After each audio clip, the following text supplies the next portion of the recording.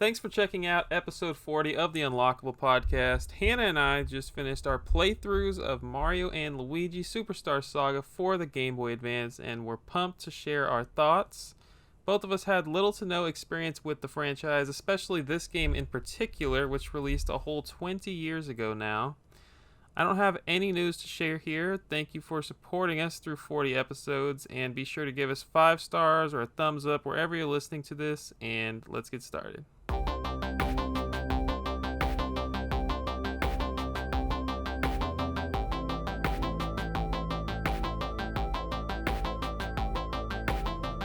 Welcome back to the Unlockable podcast. My name's Christian, and joining me as always is the Game Girl Advance SP herself.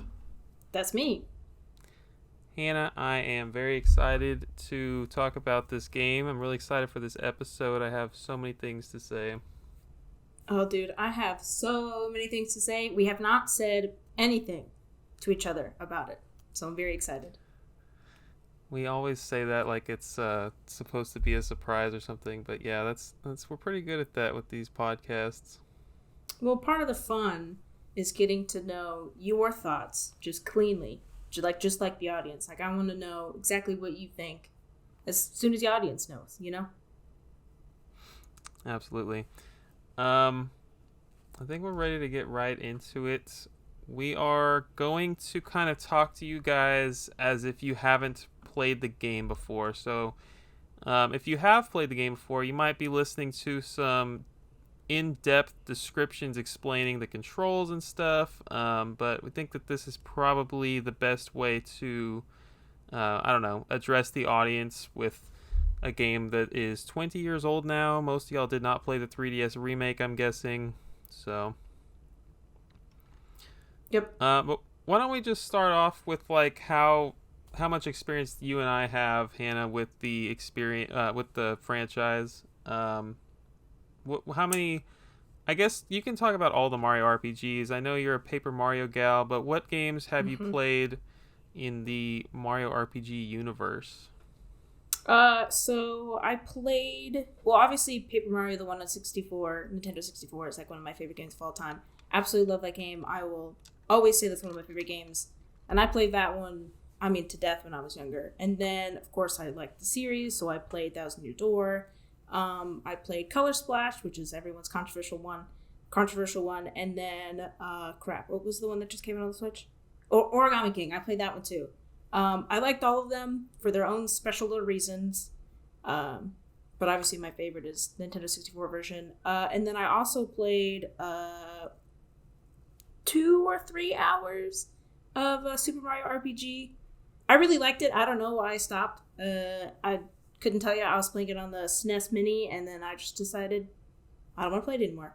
But yeah, that has been my experience. I played an hour of Superstar Saga, like, when it came out, like, a month ago on Nintendo Switch Online, and then that was it. And then, of course, I played this one. So, little to no experience on the Mario and Luigi series. What did you play on the Switch Online a month ago? What did you say? Superstar Saga. And then you're like, wait, let's do an episode on it. And so stop. It's definitely not a month ago. Maybe it was. It was totally a month ago. Okay. I have played a handful of Paper Marios in the last few years. I didn't grow up with any, but everybody told me Thousand Year Door is one of the greatest games ever made, so I made sure to play that one a few years ago. I played Color Splash. I played Sticker Star. I think that's it for my Paper Mario journey so far. How did you like Superstar or Sticker Star? Yeah, I like Sticker Star and I like Color Splash. But it's probably because I hadn't played the good ones. Oh. Okay, that's fair. Yeah. I think so I grew up playing Partners in Time, the second Mario and Luigi game. I actually had it as a kid and never finished it. I remember it getting pretty hard towards the end of the game. But I do have some fond memories of playing that one. I think as a kid, though, I'm talking like 10, 11 years old probably. I was probably looking for a game that a left to right Mario game where you reach the flagpole at the end. I looked at the back of Right. the box and I don't know. I can't tell you what was going through my head, but when I saw this, I probably just looked at the cover art and was like, "All right, that looks freaking awesome." The back probably Um, says like some epic adventure, Mario and Luigi. And you're like, yeah, that sounds awesome. Little did you know. um, and then that was my only experience with it until I guess I started to be a collector and I had Bowser's Inside Story. I probably played that twice and never got far at all. That one was pretty fun.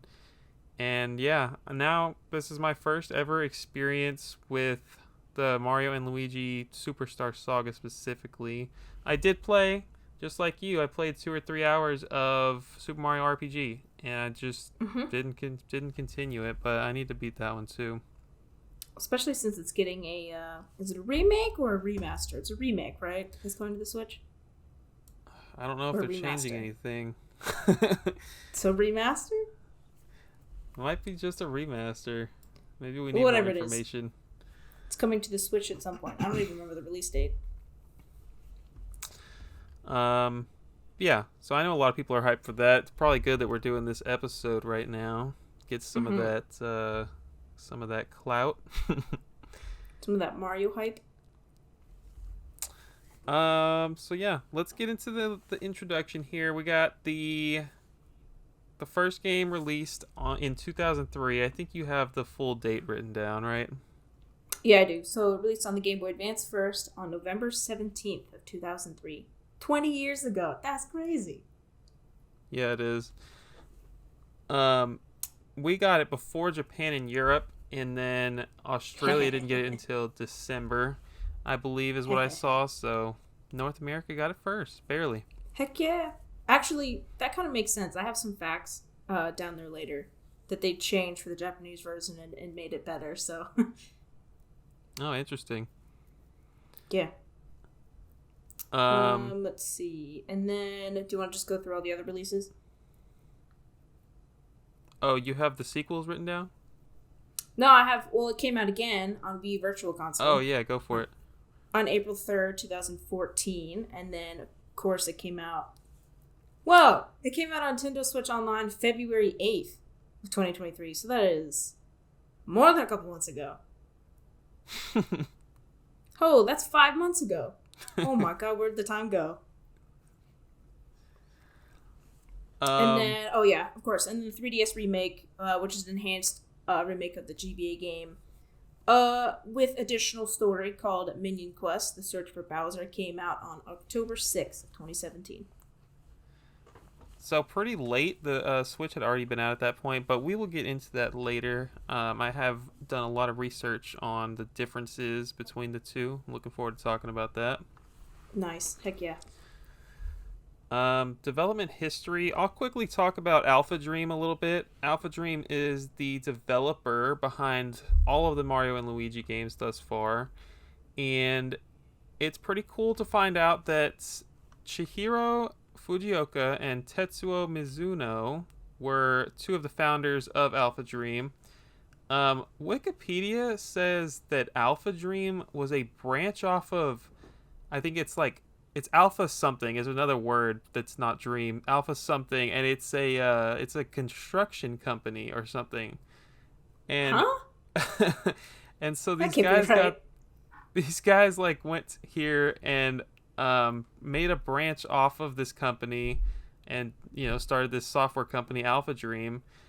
And yeah, so Fujioka was the director of Super Mario RPG, and he was also the writer of Final Fantasy Mystic Quest. Those are two of his big works. He also worked on Nice. Final Fantasy 3 on Game Boy. And Mizuno, on the other hand, worked on Chrono Trigger and Xenogears and Parasite Eve, all in the 90s. Oh, So, bunch of interesting. big RPG guys here get together and X Square guys, they come together, they form this company in the year 2000 in Japan.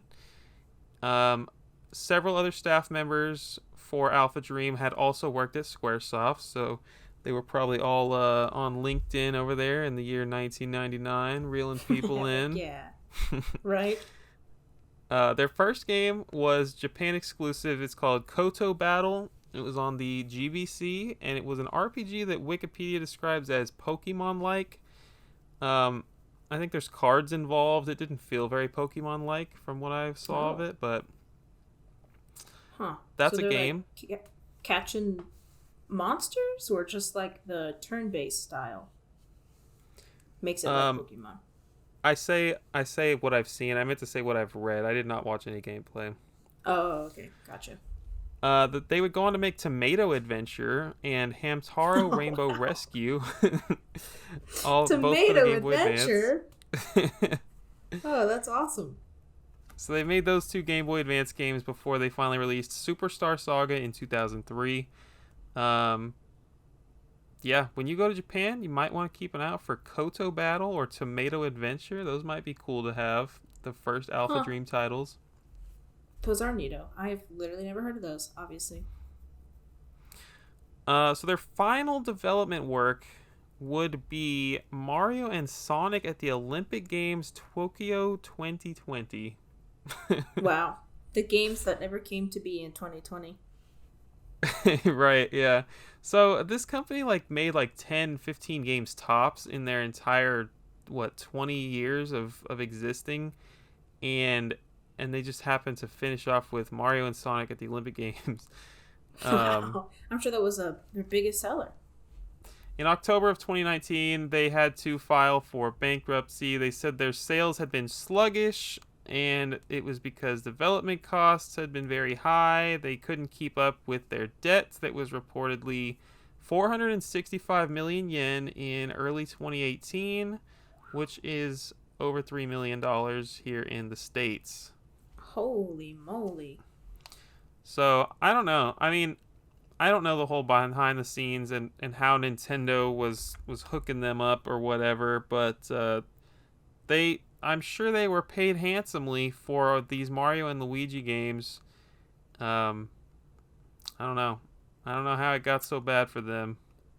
Did they dissolve as a company, or did Nintendo? I remember it being like a big controversy that if Nintendo didn't buy them, that they're kind of like gone. Is that what happened? I don't know where the people who worked for Alpha Dream went, honestly.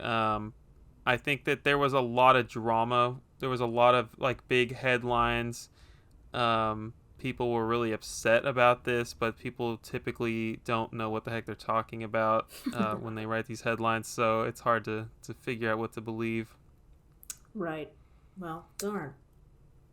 Do you Sucks for want to them. do you want to take us into some of the development of this game?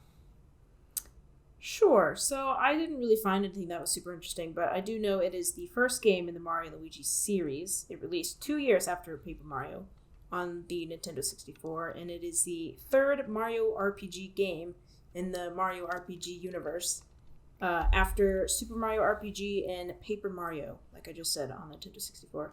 That was basically it. I have some fun facts later on, but I like to sprinkle those in, you know? Okay. Um, so how did you play this game? So I played it on Nintendo Switch Online, even though I do own the physical copy. I just obviously don't have it in my apartment, because I'm in the process of moving, and then it's all at my parents' house. But yeah, I played it on Nintendo Switch Online, which is easy. It was a great handheld game, by the way. Obviously, it was made to be handheld, but I played it a lot handheld on the Switch when I was flying on the airplane to and from places, and it was a great experience. Nice. Yeah, Mm-hmm. it definitely looks great on the Switch. I've seen it on other people's Switches. It's beautiful. Especially the And OLED. you, yeah, I was about to say you were playing it on the OLED. That's really nice. It was super nice. I played it. I streamed the entire game. I played it on the Game Boy Advance via the GameCube, and I played it on my PC monitor. So, um, using the GameCube controller, I really did not have any complaints using the GameCube controller. It was really loud when I was using the L and R buttons because that's how the GameCube controller is. Right. Um, but yeah, I mean, I didn't have any issues with the A and B button or any of the controls really. The one Um, thing that I would say, I think it's just a personal thing, not like a game thing.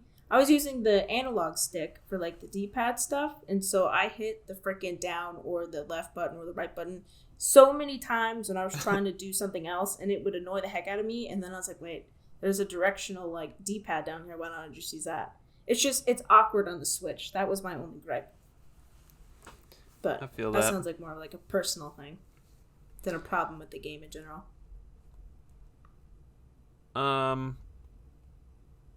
Well, yeah, so I had no like performance issues or anything. I'm assuming you didn't either.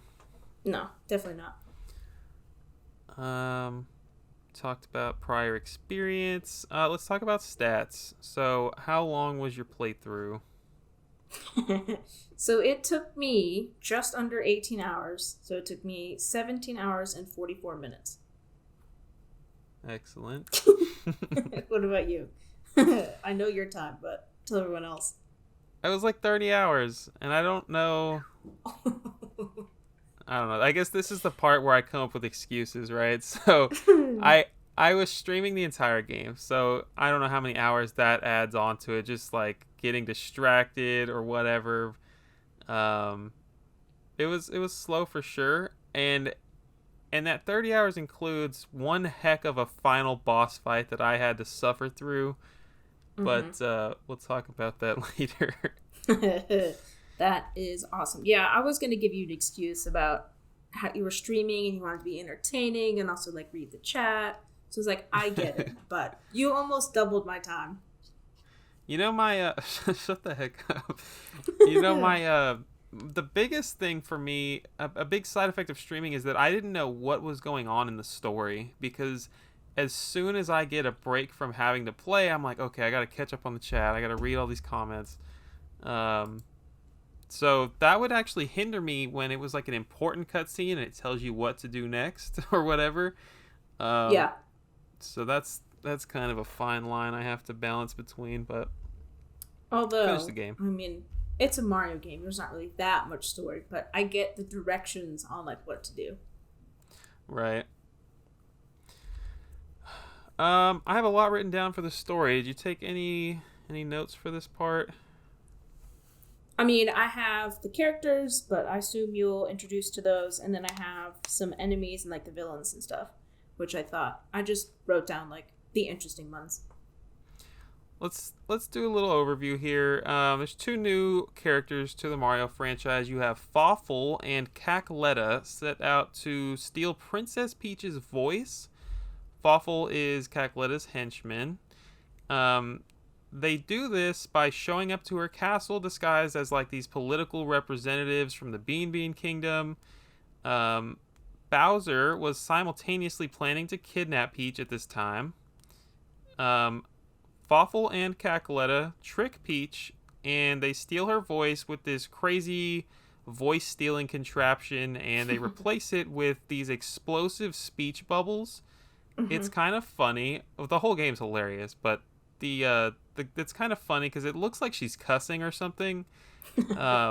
I think that's kind of what they wanted to insinuate, but she starts saying things, and like literal bombs drop onto the ground. It's pretty great. I agree. I love that part.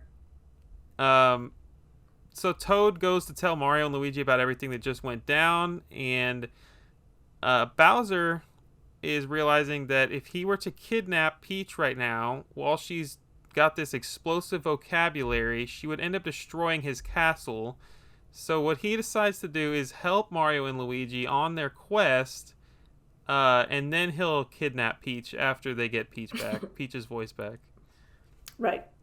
And that pretty much tells you what kind of game it's about to be. It's hilarious, it's ridiculous, and you're in for a wild ride for sure. Heck yeah. Mario is his stereotypical heroic guy, and then Luigi is the shy, awkward kind of brother.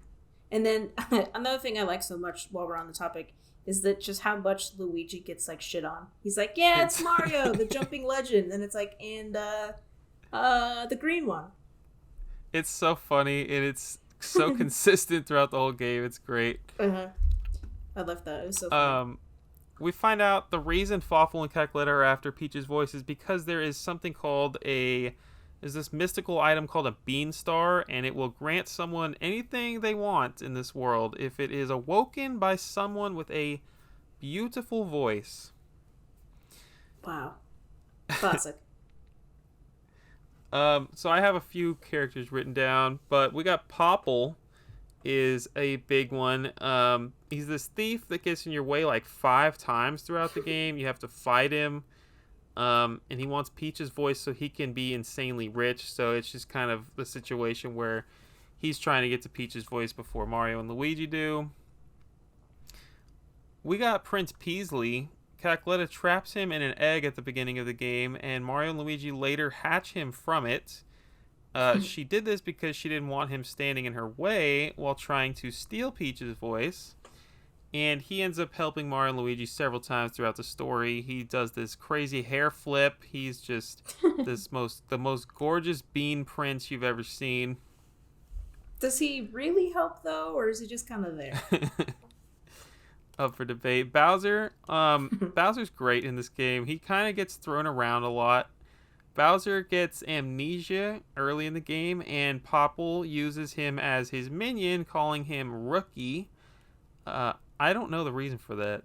Was that explained? No. I don't know. I don't think so, no. And then later on, he gets Cackletta's soul put inside of him, and he takes on the name Bowletta, and ends up being the final boss. Yes. So, yes, he does. What else you got? I have the playable characters here, which are obviously Mario, Luigi, and Toad at the very beginning of the game. Then supporting cast, obviously Peach, and then her like butler assistant Toadsworth, Prince Peasley, like you said, and then Queen Bean, who's like some macho bean queen. And then some other surprise appearances. We have Gino makes an appearance, Yoshi, of course, and then Egad from the Mario and Luigi series, which I thought was really interesting. Very. And then I have a fun fact over here. So apparently, Egad replaced appearances of Link from the Minish Cap, Samus in her suit, which I assume was probably from Fusion, the Metroid game on the Game Boy Advance, an Excitebike sprite, Wario, and there was one other one, and I can't remember what it is. But yeah, so apparently those were characters who were supposed to make an appearance in the Starbeam Cafe, but then it was replaced with Egad later on. What the heck? Yep. So I guess maybe those were just like stand-in sprites that they already had, but I don't know. That would have been fun to see. Yeah, that doesn't sound like a fun fact. Sounds like the opposite of fun. It's an unfun fact. That's lame. It is lame. Really lame. And then I have enemies here if you want to talk about those. Yeah, let's do it.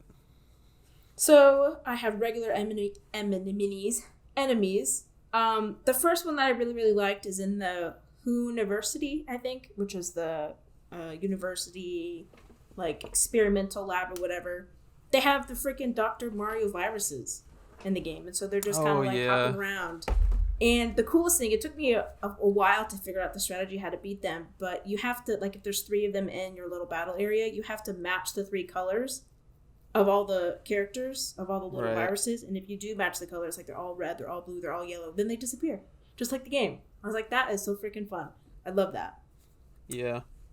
And then I have written in my notes while I was playing it, I was writing notes while we were taking it just so that I could remember them later on. I just said, I fucking hate the sand level. And because of the freaking gritty Goombas, they're the mummified looking Goombas with like the spike on their head. And I don't know why, but like I could never get their attack timing right. And it just pissed me off how often that they would kill me. And like dead kill me. Like 2 hits, gone. Fucking gone.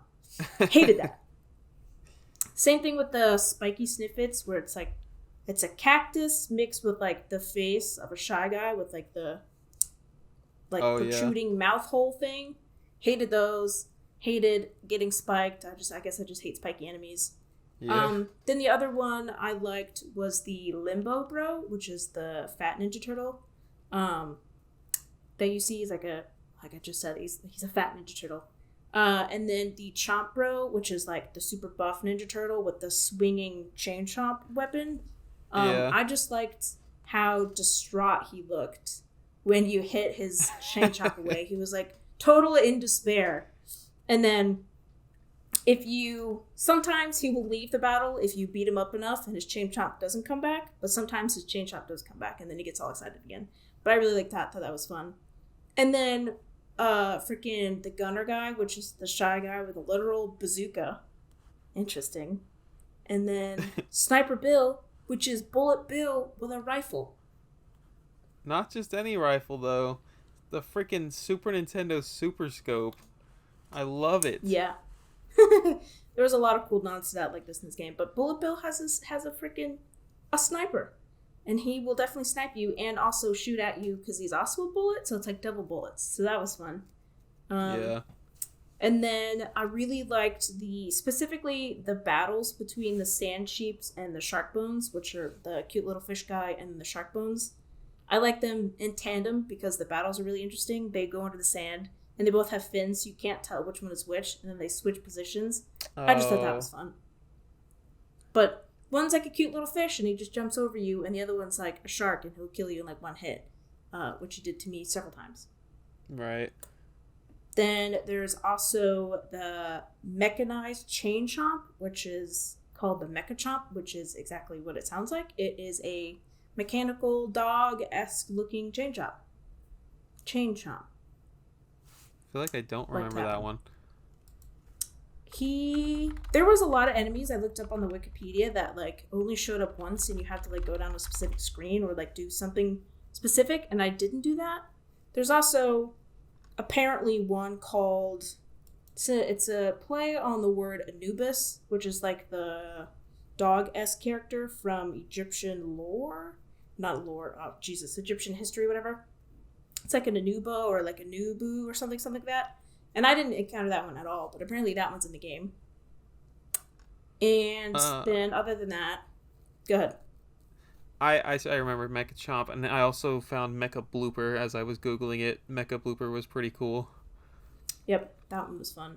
And then, of course, the game has like its versions of the Goombas, the Shy Guys, the Spinies, the Troopas, the Paratroopers, the Bloopers, the Cheep Cheeps, the Dry Bones, the Hammer Bros, Boos, and Kamakoopas. So those are all there as well. But they're all called, and they all look slightly different than like the other canonical versions.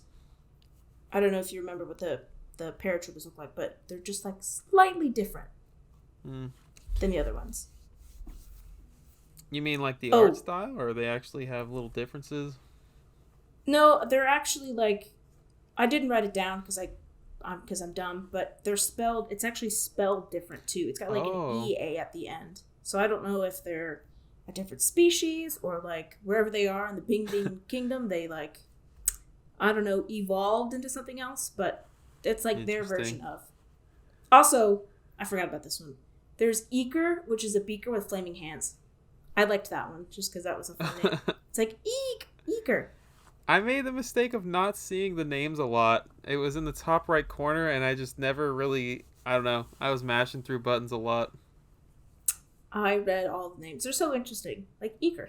He's a beaker, but he's scary, so Eeker. I love it. But yeah, that's what I got. And then I don't know if you want to talk about like I call the main villains because they like one are reoccurring or like two, they're just like big boss fights, and then there's also like the smaller boss fights, which are just dungeon bosses. Yeah, let's talk about it. So you talked about Cackletta / Bowletta, Fawful, Popple, Bowser and Rookie, and then also Birdo makes an appearance. Birdo. But she likes to be called something else, and I can't remember. Birdie? Was it Birdie? I think it was Birdie. Oh, yeah. She's like, no. Call me Birdie. So she shows up for a little bit. And then as far as the other boss fights, we have the Chuckulator. I think that's how you say that. It's the embodiment of the cola, the Chuck Cola, with a sword and a shield. And you fight them one round. Then there's Trunkle, which is like a giant boulder with giant knuckles and like a tiny little sprouting of a tree on top. So that's that one. And I looked it up just because I was curious. In Chinese, his name literally translates to Big Mouth Stone Demon. And I thought that was perfect. It's so literal. Then another one is Hermie 3 or Hermie the Third. I don't know why he's 3, but he's got a Christmas tree on top. It's like a hermit crab with a Christmas tree. So just imagine that one. And It would then be cool we have if there was his father or his sons in later games. Would love to see that. Oh, now see, I didn't look up that, but that would be interesting. Hermie the Third, and then I guess does it go? Okay, hold on. It goes Hermie, then Hermie Junior, then Hermie Senior. So he would be Hermie Senior. Would be the third iteration. Is that how that Is that works? how that works? I don't know. I think in like people terms, that's how that works. So yeah, we got Hermie 1 and Hermie 2 floating around there somewhere. And then the last one I have is Jojo Ra and one of Jojo Ra's friends. I didn't write the names. There's T-Hina, which I think is the option that I picked. Oh, yeah. I don't remember if you know that boss fight, but Yeah, that's the one I picked as well. I just like T-Hina. But it's the blue, like, I don't want to say crystalline, but like kind of looking wizard dude, and then like the really hideously girly makeup face giant buff doll guy. I hated that boss fight. I really did. But I feel like I remember it being kind of rough as well. I don't know if you know this, but I was told that it didn't matter which option you picked, you would have got the same boss. Yeah. Yep. I looked it up because I was curious. I was like, well, which one's the easiest? And it's like, it doesn't matter which one you pick. They're all the same. It's like, dang it. But yeah, those are the interesting ones. I mean, there's tons of unique characters in this game that you'll come across in the lands. That freaking Kool-Aid guy with the teeth. I don't even remember his name.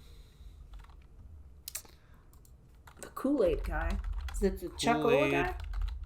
Oh, maybe that's what it is. That's oh yeah, the Chocolate. You're right. Yeah. Just cola with a sword and shield. Yeah, I guess to talk about the setting a little bit. It starts off in the Mushroom Kingdom for the early cutscenes, and then you end up in the Bean Kingdom, where you spend literally the entire game.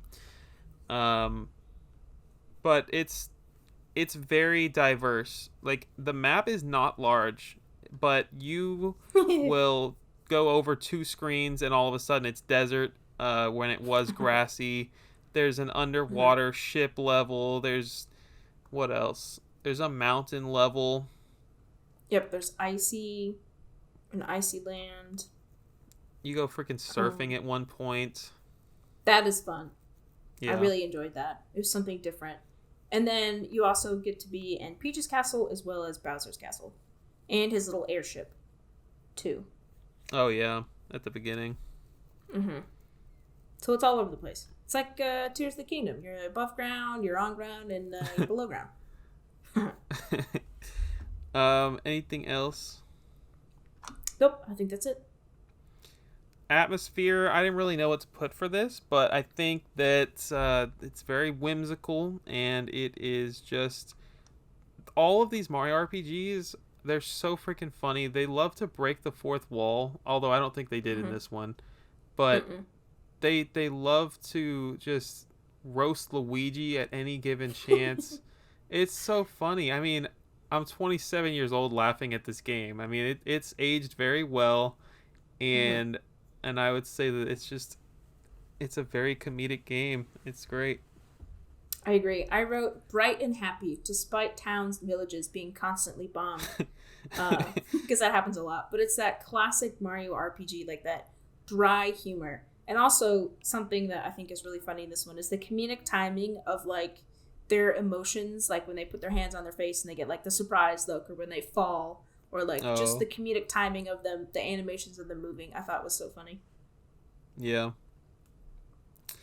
Cutscenes are many in this game, and I don't think it's a bad thing at all. I should have looked up like how many hours of cutscenes. There's probably like 2 hours worth, but maybe that's a little dramatic. I thought the cutscenes were always solid. Again, I was distracted for a lot of them.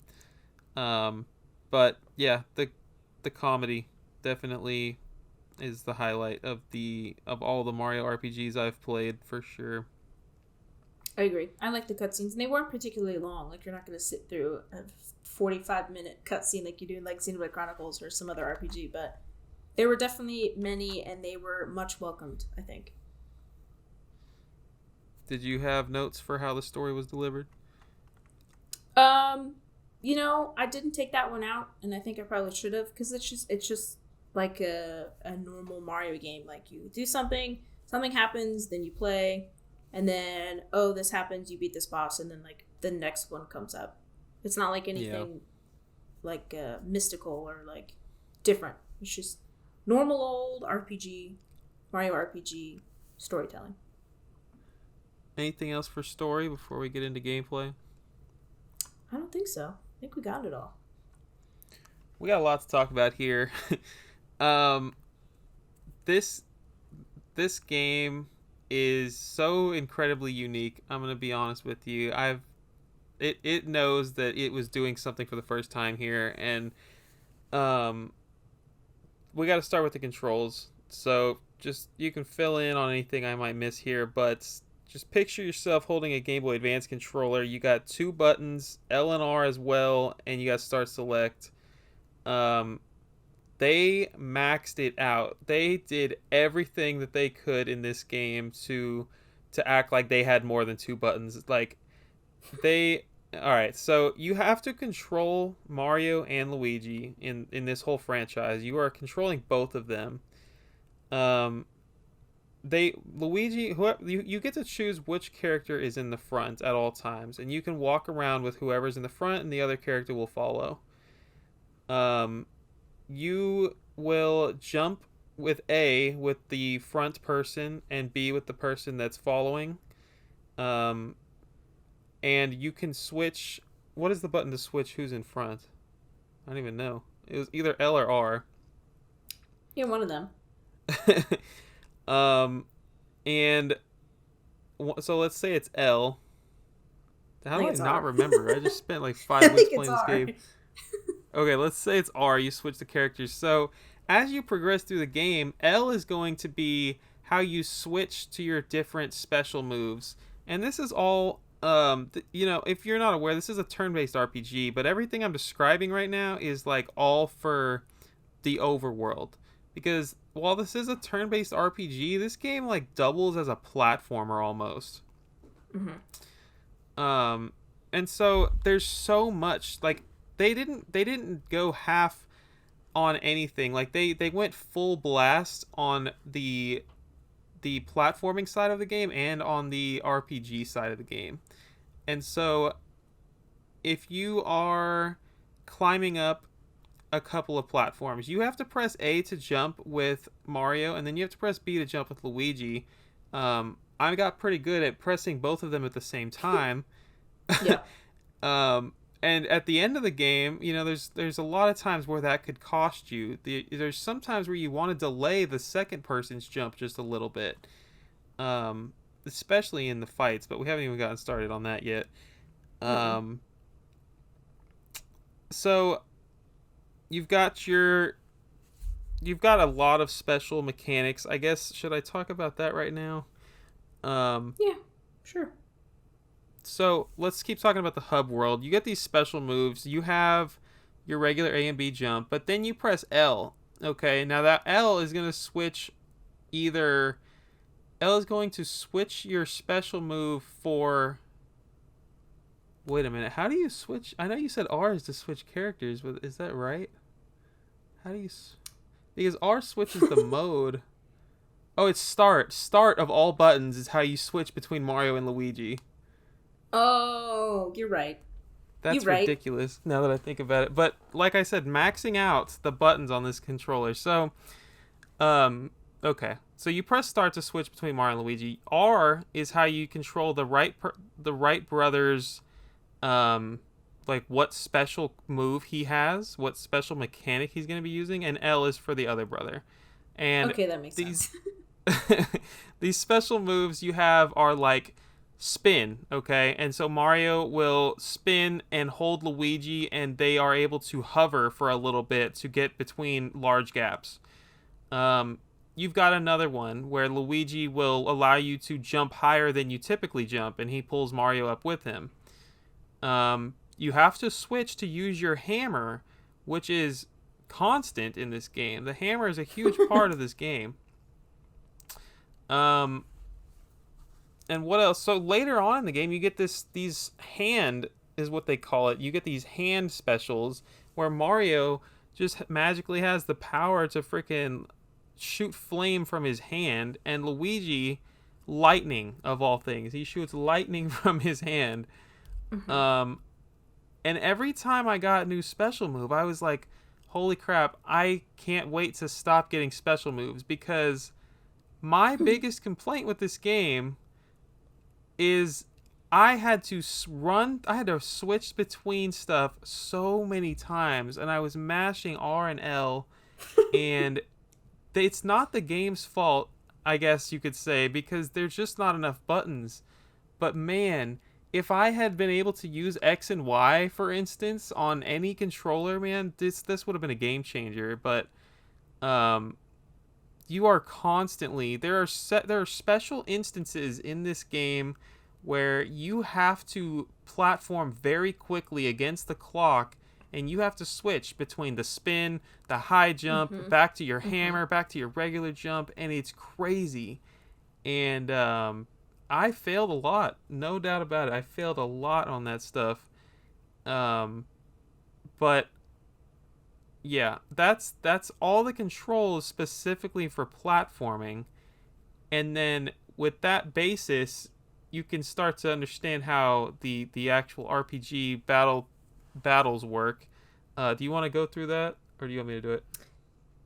I just have a few other thoughts about what you were just saying. So yeah, for me, it took me. I thought that for like the first 5 hours of the game that A would always correspond to Mario and B would always correspond to Luigi, because that just made sense in my mind. Of course, I was always playing as Mario, so it did line up that way until I had to switch, and then I was getting all sorts of heck confused.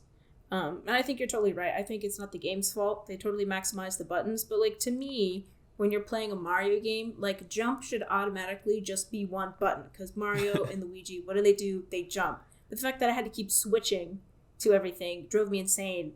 And then the barrels, the goddamn barrel levels where you had to like jump on the barrel and then Mario, or you had to hit Luigi down and then Luigi would jump up into the barrel.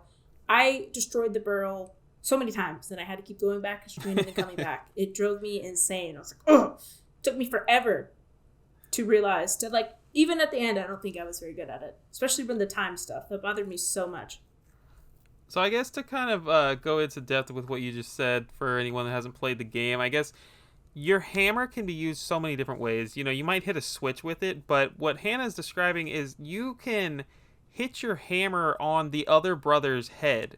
So if Luigi hits Mario, he shrinks down to like half size. He can go into little cracks in the wall or whatever. And then you got the Mario hitting Luigi.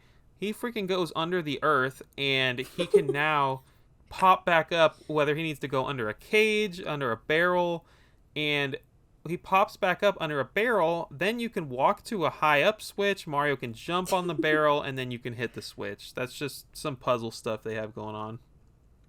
Yeah, but I broke the barrel so many times. And it's not even always super convenient to go back and get another barrel. But Yeah. yeah. Um. Anything else? There's also, so you can use your hand attack on the brother. So Mario can light up Luigi. Literally, he can flame his Yeah. own brother, and that makes you guys sprint really fast. So you have to use that in a few instances for puzzles. And the opposite, Luigi electrocutes Mario, which does this weird thing where you guys are moving slowly but in unison. I think that's the best way I can describe it. Mm-hmm. And there are puzzles that revolve around that. So, I totally forgot yeah. about those. Yeah, those puzzles. especially the ones where it's like the giant spiky pillars are rolling down something. Oh, that drove me insane. And you have to walk slowly with Mario and Luigi. Oh, I died so many that was rough. times. That was rough, man. At least you don't lose any health, though. That's the one thing. You just get set back to before you started. But I hated that. If there had been health in the platforming areas, just the overworld, that would have probably set me over the edge. I agree. I'd put it down. No, thank you. Not my kind of game. Yeah. Do you want to talk about combat controls, or would you like me to cover that? I will talk about it a little bit, and then if I miss anything, you can go. All right. So the combat in this one, like you said, is very turn-based. It relies heavily on the unison and the timing of the brothers to do these cool moves, but then there's also, of course, solo moves. So like I said, super timed based and really intricate in like the timing. So what Mario Luigi the series does better, not better, but just in general, has it over Paper Mario is counterattacks, which I thought was very different. So if an enemy is fighting you and they do whatever their attack is, they're going to come jump on you or whatever, you can actually use your hammer to like swat them out of the way, but you have to hit it so precisely. And if you do hit it, you either knock them out or knock them back, or you can even damage them at the same time. And if you don't counter move, then you will most likely be dead in like 3 rounds of that fight, regardless of who it is. So that was really interesting. Like I said, there's also solo attacks. So when you enter into a battle with someone, there's 4 options. There's jump, hammer, there's solo moves, bro moves, items, and run. Run is you obviously hit it, and then you mash the A button or B button or whatever, and then you run away, but you lose some coins. Items is where you can heal, or eat a super nut or a nut or a mushroom, and all those replenish your brother points. Heal, revive, and what's the other one? I can't remember. The syrup. Yeah, the syrup, the brother points, and then the remedy, the healing, where if you have any sort of like affliction, like poison or whatever, that you can heal. And let's see, like I said, there's counterattacks, and the player is really would really benefit from using the bro attacks, which I think are really interesting. That's something that obviously is unique to Mario and Luigi, not available in Paper Mario, even though sometimes there are partners that you have that you kind of use in tandem. Like I know specifically in Mario 64, Paper Mario 64, there's Watt, which is like you just hold Watt, which is like he's like a sun, and you like shock your enemy and you hold him and press him forward. But I mean, that's not really a partner attack. That's just you attacking, holding him. Let's see, what else did I miss? Inside of the solo realm, there's jump, there's hammer, and then later on, once you get the hand abilities, there's hand moves, or just one hand move. You hold the button and usually you shock or you flame the enemy. And let's see. I think that's all I got for that. So the cool thing about the hand, what I learned probably from the chat, I didn't learn this on my own, but the hand could be critical. It could be super effective, essentially, if you've played Pokemon on certain enemies. Did you pick up on that? Yes, but it took me a lot of trial and error. It wasn't immediately apparent. Yeah. If that makes sense. Because it says critical, and there's also a different word that they use for what you would call critical in Pokemon, so it's a little convoluted. But yeah, is it lucky? Yeah, lucky is critical, and critical is super effective. But yeah, so the hand could be like lightning would be super effective on some enemies, and fire would be normal effective. But it totally is trial and error. You couldn't just see like a grassy enemy and assume that fire was going to be super effective on him. Right. So there was that, and there was also opportunities to heal the enemy, which would suck. You would use the lightning on somebody, and then you see those dreaded blue numbers pop up, and you're like, oh, I just healed that fool. It took me a second to realize what the difference in the blue was. Usually expect it to be like green, right? Like you're gaining something, but not so much. Yeah. It's blue. And speaking of that, there were several times where you would see this tiny little symbol near the health of either you or not the health bar, but the sprite of either you or the enemy, and it would just be like either a red like shape or this red gray rectangle, and that was supposed to tell you that like your defense is up or your attack is up or the opposite. And it was like it was so hard to tell. Maybe it's in the manual. I don't know. Could be. I didn't look at the manual at all. But you're talking about like the weight counter, and it's like pointing with an arrow down one, right? That's a whole nother thing. Oh God. Then I have no idea what you're talking about. Oh wait, when you say weight, are you talking about the 1 ton brick thing? Yeah. Yeah, so there's this other. The thing I was just talking about is like this little tiny icon. You could have played the whole game and not seen it, honestly. It was very small. I probably did. No wonder why I kept dying. Yeah, I didn't even notice the weight was. It affects how you jump. So the one I ton did know thing you're that. talking about. Yeah. Yeah. Yeah, now that I'm That thinking was the back, I reasons. probably should have opened up the manual to play through this game. Do you have the manual? Yeah, I have this game CIB. Well, that is. I wonder, is the manual in digitally in the NSO thing? I'm Something? not sure. I'm not sure. Um, but there's PDFs for most manuals out there these days. Well, I know that, but Oh. it would have made me feel bad if it was readily available, Oh. but it wasn't. So I have an excuse, I guess. But no, I have no idea what you're talking about with the little red icon. It's awesome. um, Other things for combats, there's 3 different levels that you can set your Mm. bros attacks to, and these bros attacks are great and they cost special points, but man, when you try, so there's these optional level up things, right? So you press R once, it takes you to level 2, you press it again, it takes you to level 3, and um I've never seen this in another RPG. You've played more than I have probably, but this is like you have your 3 buttons you have to press during a bros attack. Okay. And you're obviously using Mario and Luigi for them. Now, once you feel like you've gotten pretty good on level 1, they show you when to press A and B, and like not only when to press them but what to press. And so Mm-hmm. you go up to level 2, it might cost a little bit less, but it's going to do more damage to the enemy, and it's going to be more difficult. So I don't know what they take away for level 2. It might just be the timing of the button press. It takes away either the when or the what. And then you get to level 3 and it takes away both the when and the what. So you have to really master these bros moves.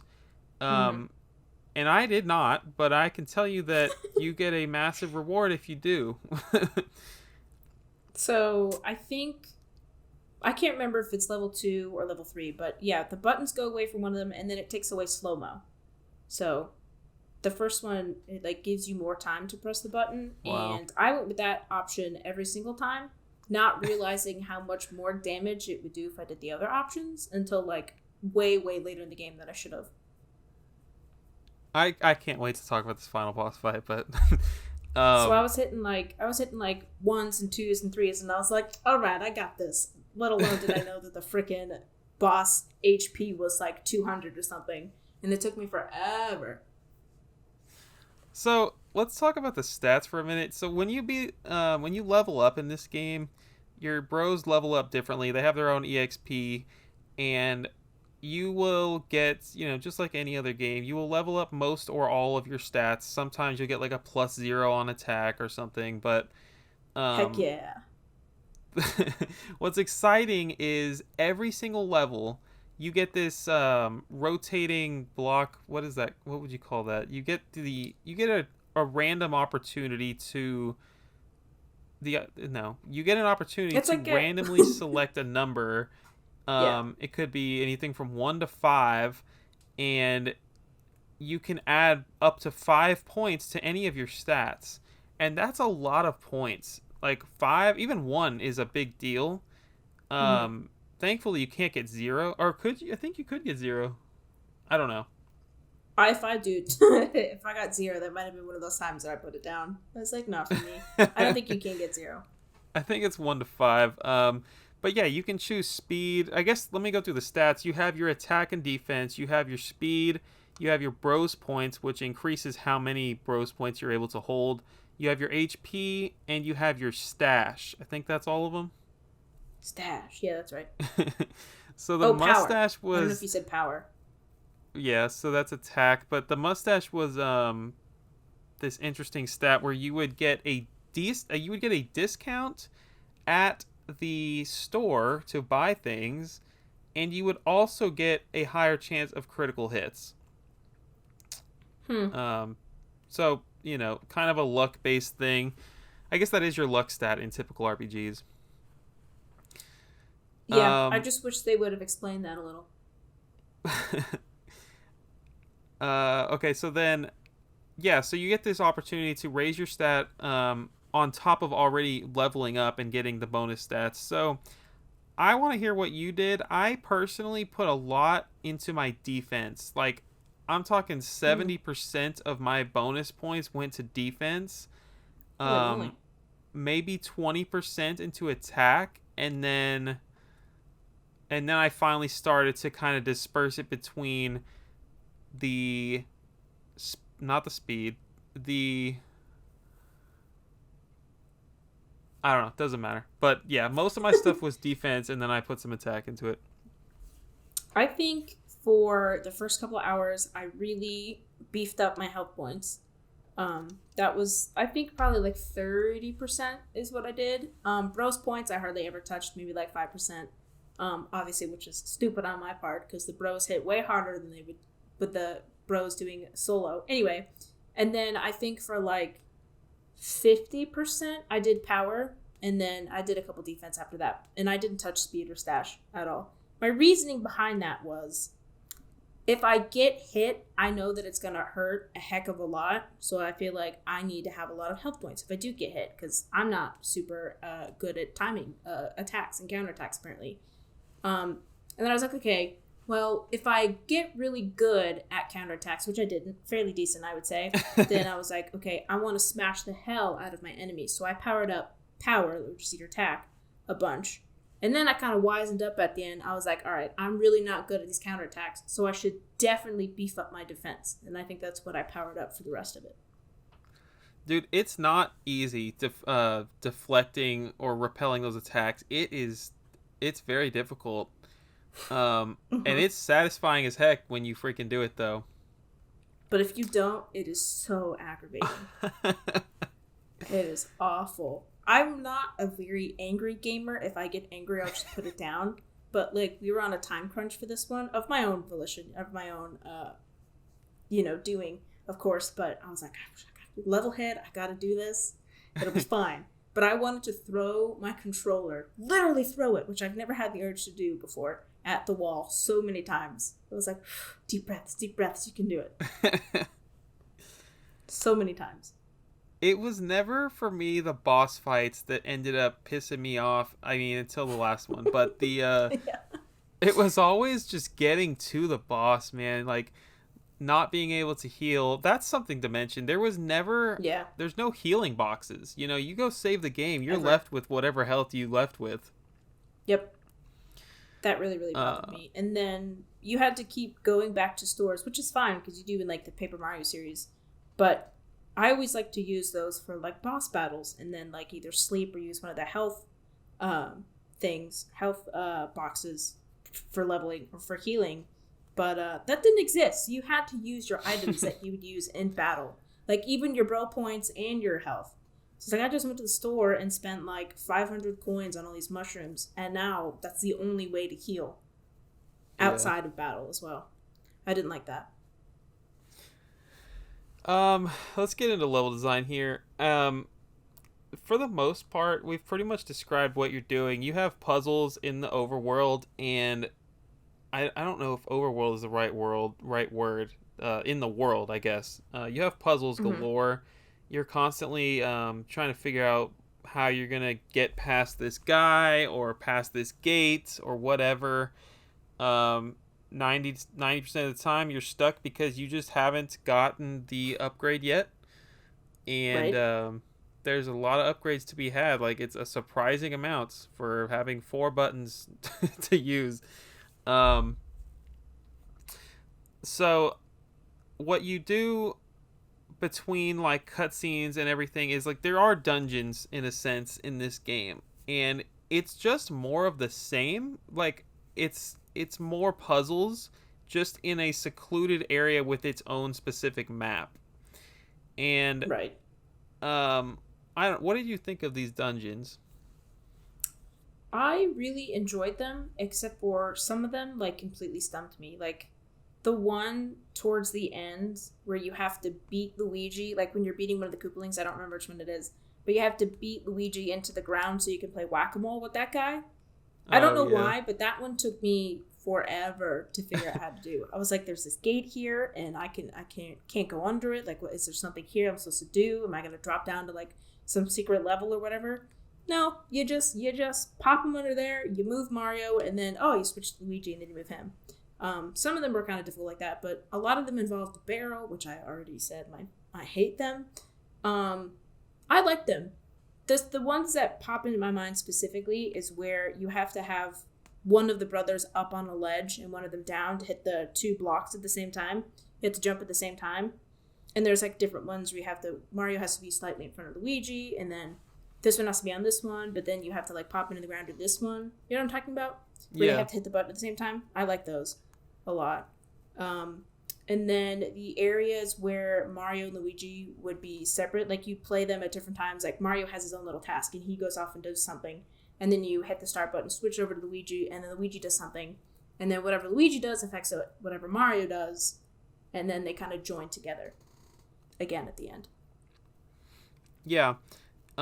This There's so much variety. There's so much that you can do, like I've already described, and because of that, the puzzles are so, there's great variety. I didn't feel like I was doing the same thing over and over. Mm-mm. They would frequently, like we said, give you power-ups, give you new moves, and so you would not, I don't know, I'm saying the same thing, but you would not feel like you're doing the same thing over and over again. And I got to give them a thumbs up for that. It's amazing that this fits on a Game Boy cartridge and that it also fits on a controller with 4 buttons. It's very impressive. I agree. And then you mentioned this earlier. You kind of get powers as you're going, and then by like what are they called? They're like the tutorial bros or whatever. I can't The remember Hammer this. I know Bros. There's the hammer Oh. bros, but then there's the other ones that pop out of the ground, and they're like, "Oh my god, it's Mario and the green guy."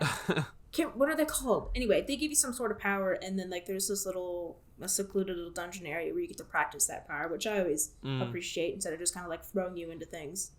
I liked that a lot. But yeah, I gotta agree. I gotta agree with you on just how different everything felt. Like we were obviously using the same powers, but there was always something else to it. It wasn't Yeah. just like hop on this, hop on that, use this, use that. It's always different. Um. So you go into these dungeons pretty frequently. I don't know how many there were. Maybe 8. Maybe 10, something like that. But Yeah, 7, 8, something like that. they were, like we've already listed them out. There's the desert, the jungle. You go to this Chocola Cola woods or whatever it was. There's a ton of variety. The Chocola Chateau. That's right. So like I said, you get your own map, and so you can still see the main world map, but it doesn't help you. And I Mm-mm, think it's at worth all. mentioning here that it's not like a Super Metroid or like a Metroidvania map. This is the kind of map that's like you're in this block, you're in this. um, it's an old game map, I guess you could say, where it tells you what room you're in or what. Not even room. That's too nice. It tells you like what building you're in, and Yeah. but whenever you go to these dungeons, it does tell you what exact room you're in. It does not tell you where in the room you are.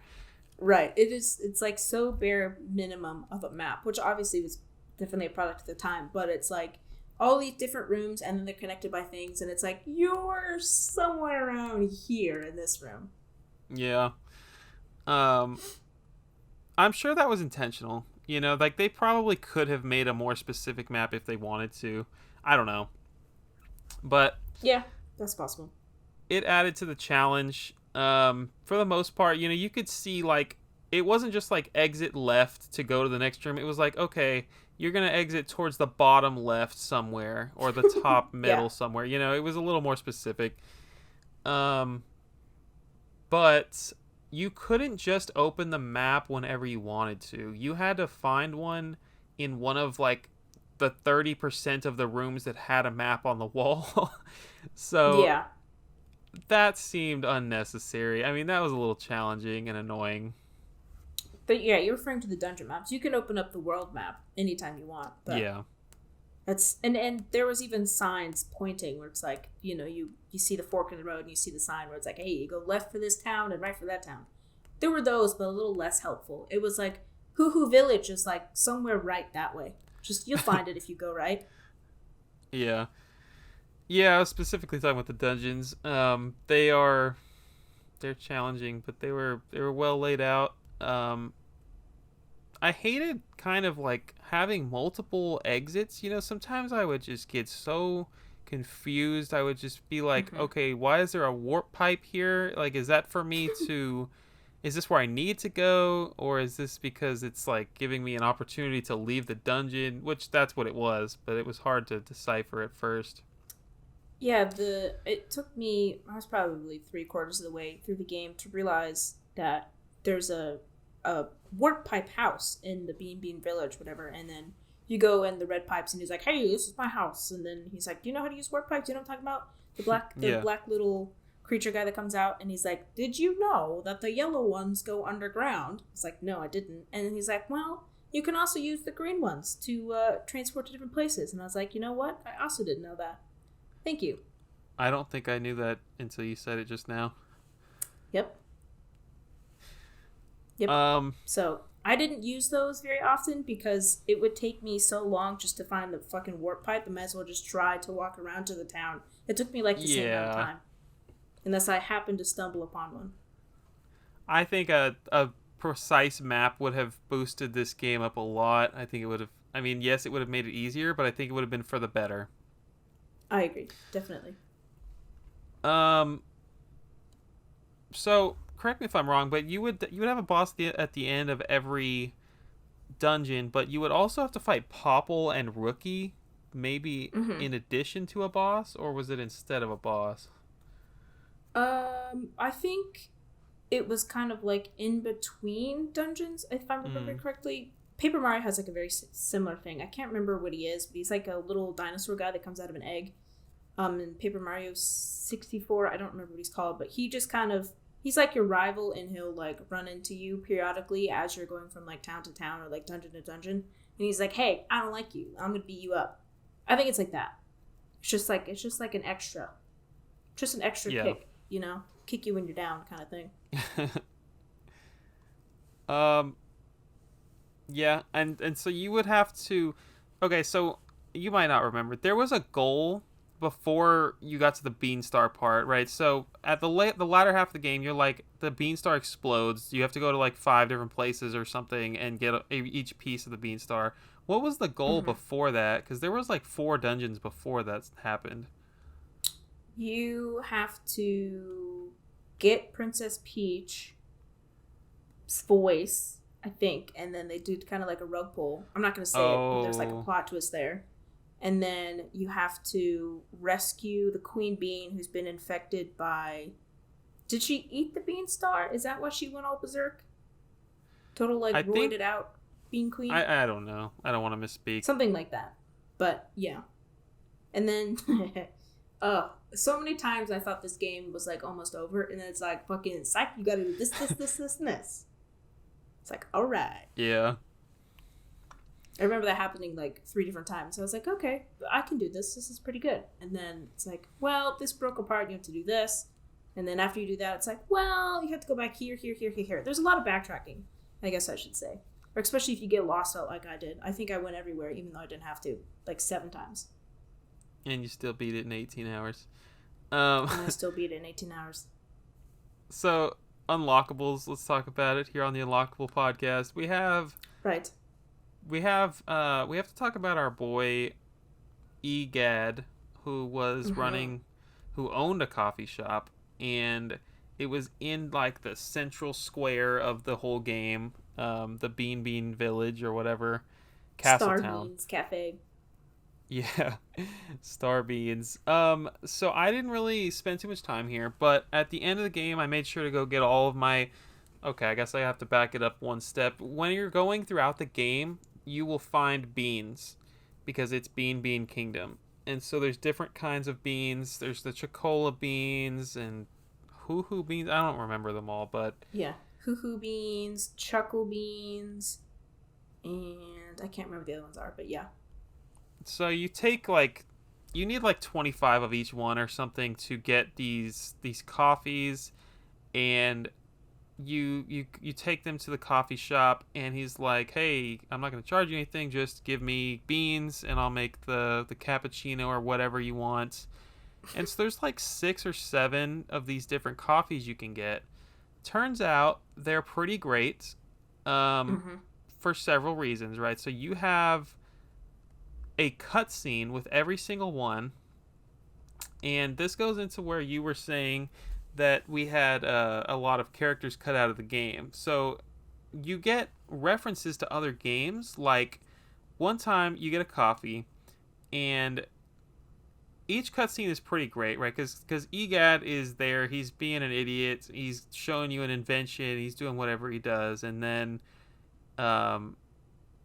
you get this item, and one of them is like a reference to the Triforce, and I don't remember any others aside from that. Which would have been when Link showed up, right? I mean, it just right. made sense. And that would be freaking awesome. I'm sad that we just got this old bald man, but with like one tooth. But yeah, the cutscenes were pretty nice, and you had Boo show up at one point. You had a ghost from Luigi's Mansion show up. It was a lot of Luigi's Mansion callbacks from the game that came out 2 years prior. And yeah, anything else you want to... So there's a permanent stat upgrade that would also come. You would get the coffee added to your your bag. And then you could permanently upgrade your defense or attack or what have you. Yeah, so I wrote that as kind of like in the side quests area. I have like a specific... There are side quests in this game, but they're nothing like super amazing. They usually just reward you with like, I don't know, an increase in one of your stats or like a badge or whatever, which we should talk about also.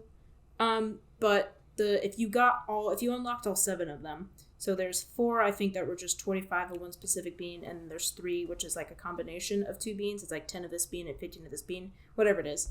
At the very end, if you get all 7, you get a reward, and it's called the Game Boy Horror SP, which is obviously a reference to the Game Boy Advance SP. And when equipped, when you defeat monsters, you always get a rare item at the end. Oh wow! So that's fun. So when you defeat an enemy, you usually get I think you get coins. And then it usually has like it'll show you if you get an item. It's like a mushroom or a super mushroom or ultra mushroom or like a nut. Sometimes in some of the battles. So you always get a rare item. I don't know what that rare item is. If it's like the healing herb or like an ultra super mega nut or whatever it's called.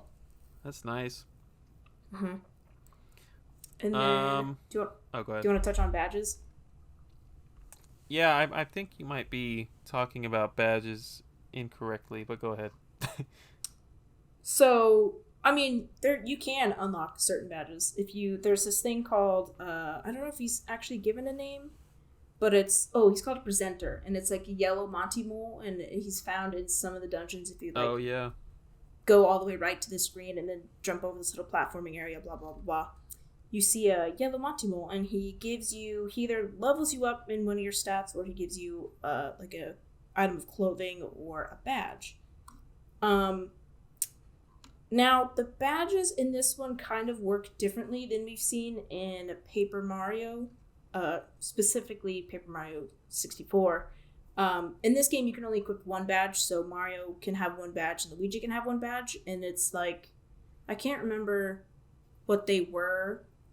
I can't remember what any of the status effects were, or if they had any at all, but they did something. It essentially acted as like armor. So in like traditional RPGs, you can equip this piece of armor or whatever and get like +5 health stat, or like +5 defense or whatever, or like poison resistance or whatever like that. So there were some that you could unlock in that side quest with the Starbeam Cafe, also by finding a Monty Mole, and also just buying them in the store. So I don't know if that technically counts as an unlockable, but kind of. So there were badges, but there's also this special equipable accessory that you could only get from the coffee shop. Did you totally miss that in your playthrough? No, but I don't remember what it's called. I tried to figure it out too. I think they were, I don't know what they were called, but you have your clothing and you have your badges, and then there's this third category, which we're calling special accessory here. But that's like the Triforce I mentioned earlier, and there were other things, but like one of them was like hover in the air longer with Luigi, or deal double attack but take double damage. You know, there's yes, these, yeah. So I remember that one. those were also a side effect of getting the coffee beans. You know, honestly, it was a big reward for hunting out all those coffee beans. So like a medal or like a ribbon. I remember it in like the menu screen, and there's like clearly a badge icon, and then it's like a medal, like a ribbon. I don't know. I can't remember. Shoot. But yeah, those were really helpful. I equipped Luigi with the hover in the air one, and that was super helpful. I love that one. Okay. That was my favorite one. I equipped it and never used it. I forgot at the end of the game. So, how long could you hover? Forever? No, it was just like if you are awful at timing counterattacks, which I am, and you hit the button like a little too soon, you'll still hover over it. It makes your jump longer. Yeah, yeah. I would have loved that at the end of the game. I totally forgot. The only thing though, that one has a side effect. So, well, I'm not going to talk about the final boss too often, but there are times when you have to jump. Both brothers have to jump together in battle, and you couldn't jump in quick succession if you had that badge equipped. So, like, I'm not going to specifically. Oh, wow. There is one attack where you have to jump consecutively, both at the same time, both brothers. But if you hold the B button to jump with Luigi, he obviously hovers more than Mario, so you hit it at the same time, and Luigi's still on the ground because he just finished his other attack. So that messed me up way too often. Wow. So it's a double-edged sword. I wonder if that affected me, because I definitely had it equipped at the end. Could have. That messed me up so often. We didn't really talk about the clothes and the regular badges. You can go at any time to the store and spend your coins, because you're getting money throughout the game, and that's you spend it on clothing to upgrade your armor, and you spend it on items, mushrooms and nuts and everything. Okay, so we forgot to talk about advanced attacks. Did you want to talk about that? Yeah, so basically, I didn't realize, this took me probably till the end of the game, and I was researching this to realize what it is. But advanced attacks happen when you use the bro attacks a certain amount of times. I can't remember what it is specifically. But if you use it so many times, there's like a secret button combo that you have to press, and then it deals more damage, or sometimes gives you like certain advantages against types of enemies. So I was just like in a battle, and then ready to do the bros move, and then Mario or Luigi, whatever, has like a question mark that comes up from his head, and you're like, wait, what's happening? That's new, that's different. And then you have to hit a certain specific secret button combo, which I never got. I could never figure out what it was. So Mario would always just like shrink down or whatever the thing was. And then I had no idea what it did until I was researching for this episode, because I never successfully got it to do it. What in the world are you talking about? You get bonus damage on the enemy when you do that? Yeah, there's a secret combo of buttons you have to press, and then... Dude, what do you mean secret? How are you supposed to know? I didn't know. It's in the manual. I have no idea. Yeah, you gotta look at the manual for that one. I don't know. It blew my fucking mind too. I was like, what do you mean? What do you mean there's a secret combo buttons? I was just pressing the normal buttons. What the heck? Yeah, I saw Hmm. exclamation point and question mark for sure, and I just didn't think anything of it. See, no idea. I need to look that up. That's annoying. Hmm.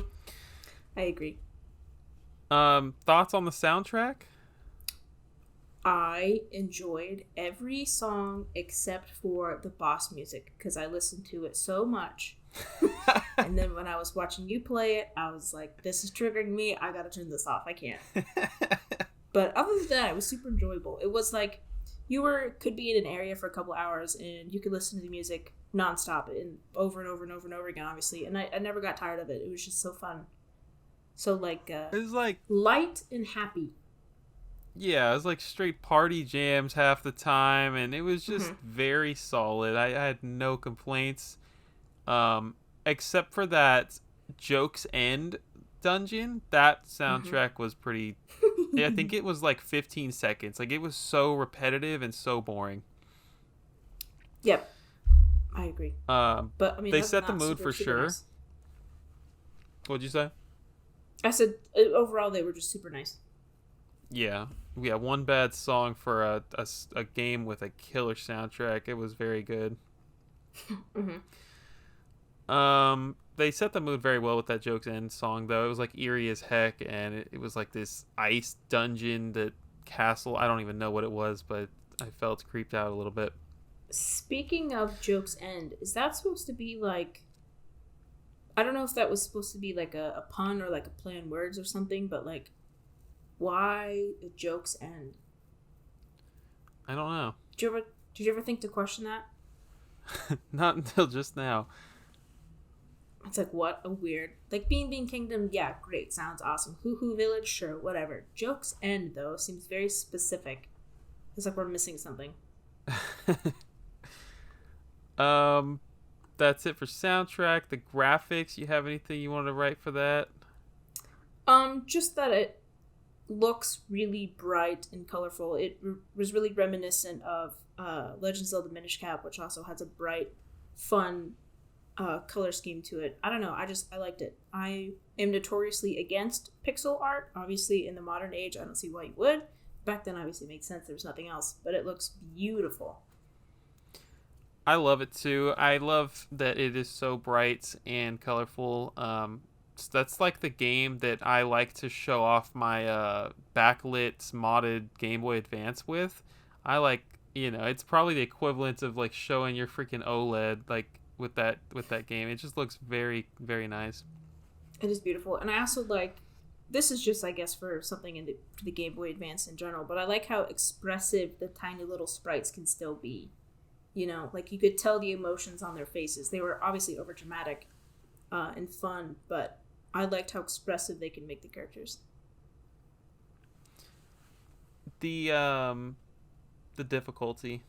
How hard is this game for you? Okay, so I think that there is a very steep learning curve in this game. Like I said in the beginning, I was hitting like, I mean, maybe all the way to the halfway through the game. I don't know.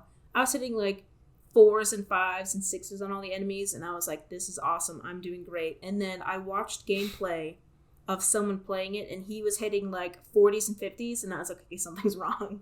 Um, and then I realized that I should go explore like the shops and the towns, and that's where I learned about the badges and whatever the medal, the additional equipable is.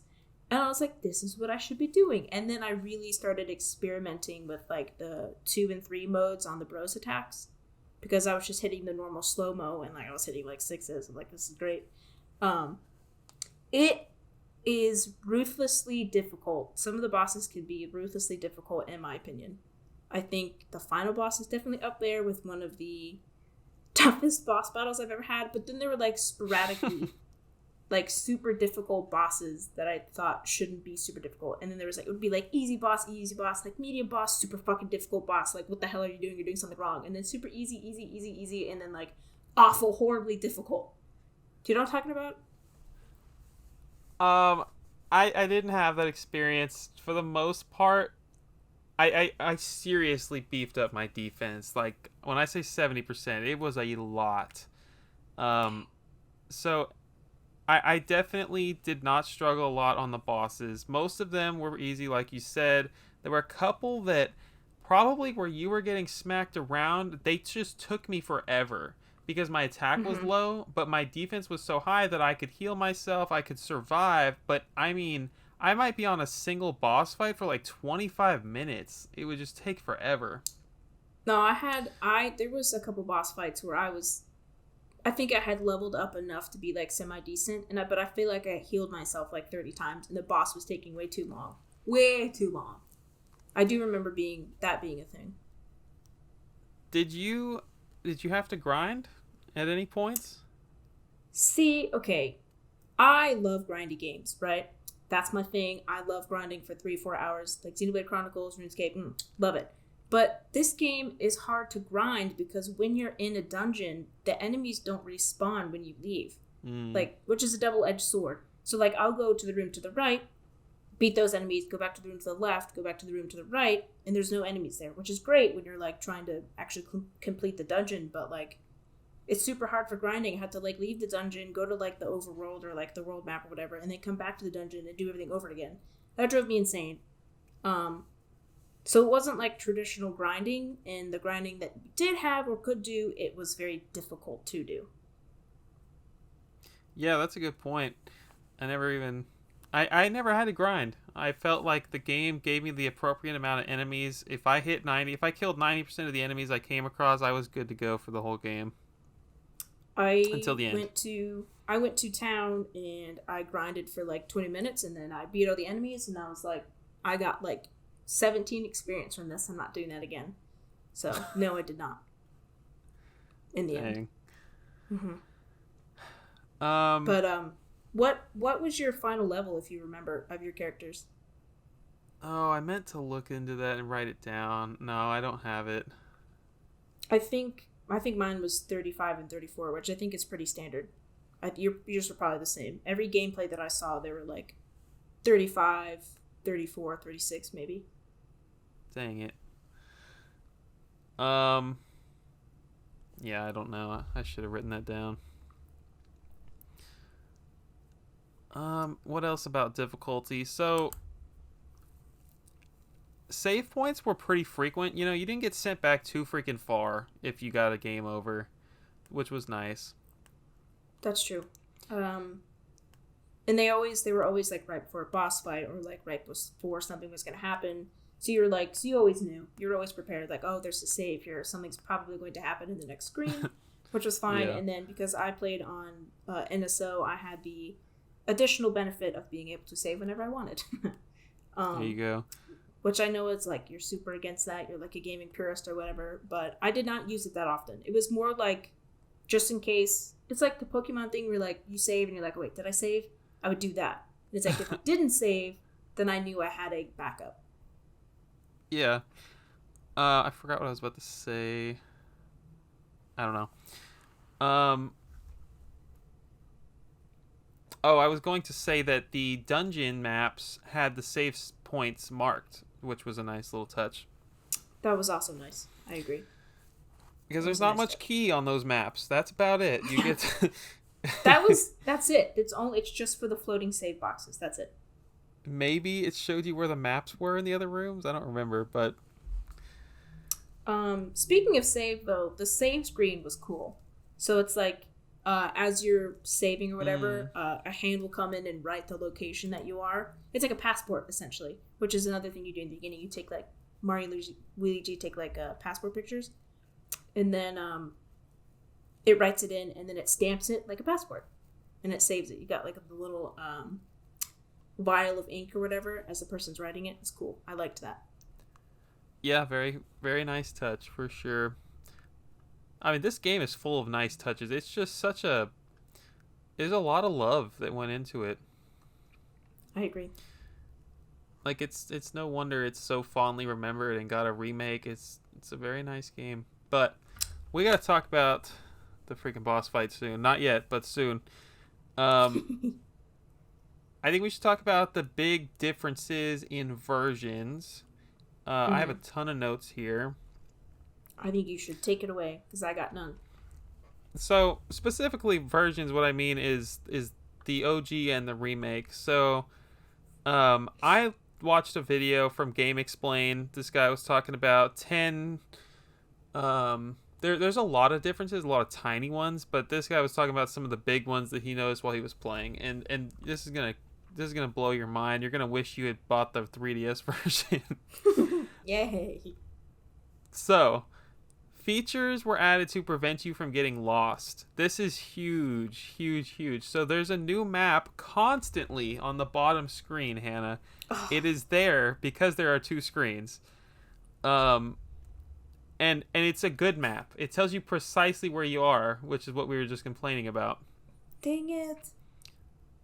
Now, on top of that, there is this little, I guess, like a journal that gives you a reminder of what you did recently and even gives you a hint for where you need to go next. Oh, I like that one. That's nice. You can cite. Oh my gosh. That combined with this is worth the $50 that this game will cost you in 2023. You can cycle through your moves way easier because once again, there's a second screen. You literally touch the bottom screen. So you want spin, you don't even have to switch Mario to the back. You just press spin and then it switches the characters for you and sets your buttons to spin. You know why? Because there's so many buttons on the DS. There's Man, that hurts just a little bit.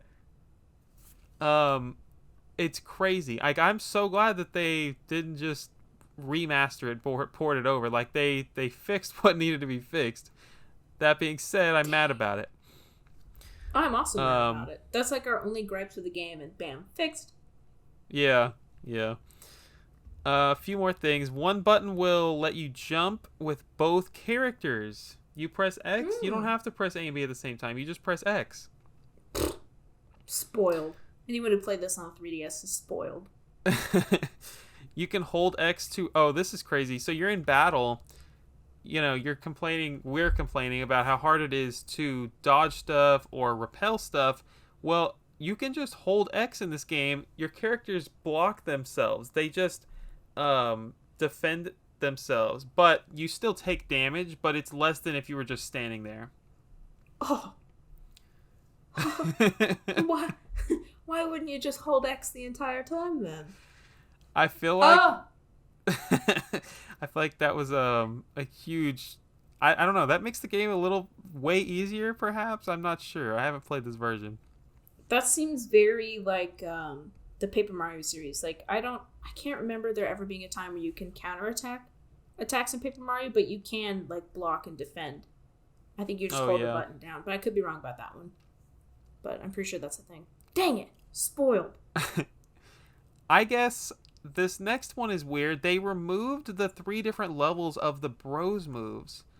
Like, anyone who's a fan of those in the GBA is annoyed by that, I'm sure, because while you and I sucked at it, never made it to level 2, let alone 3. Like, that's a lot of damage that you're taking away from the 3DS game.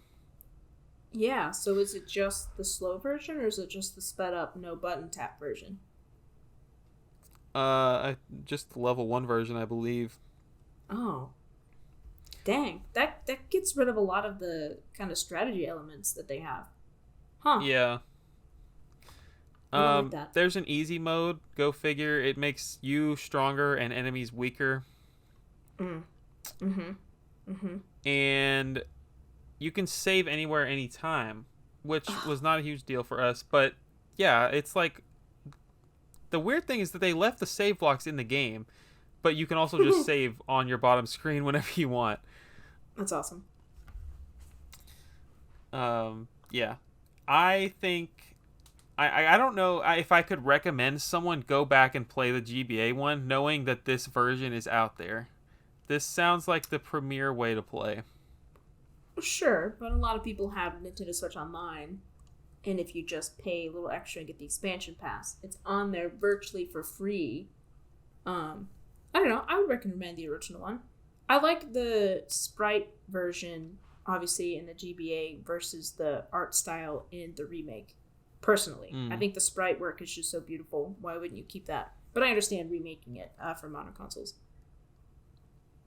Yeah, no, I think they should have left it 2D for sure, but or whatever D it is, it looks great on GBA, and they could have kept the sprite work going, but they didn't. And so this game is called Super Mario. No, Mario and Luigi Superstar Saga plus Bowser's Minions, and so it adds a lot of content that I didn't realize. Did you look up what this is?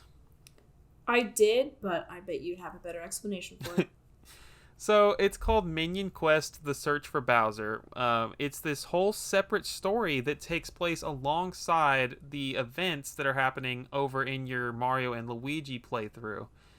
Um, so you progress in the game. Well, it'll make more sense as I keep talking. So at the very beginning of Mario and Luigi, you have this tutorial where I think Toad is teaching you how to fight, and he shows you these two Goombas, and you take them out.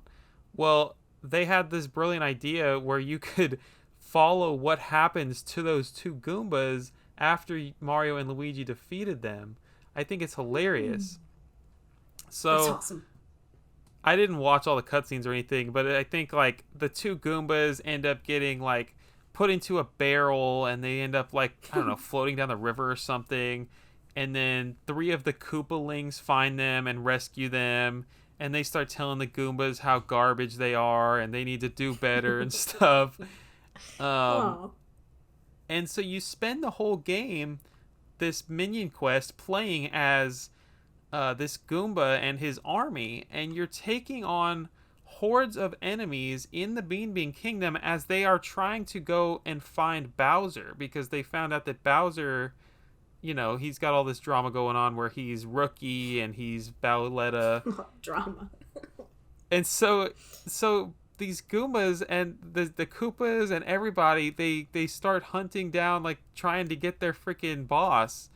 And it's just such a cool idea, I feel like. That is really fun. No, I had a little bit of an idea what it was, but that sounds so fun. So you follow around these characters. How long is it? Did you look that up? Dude, it's like 8 hours of content. Oh my gosh, for you that's like 16 hours. Oh man.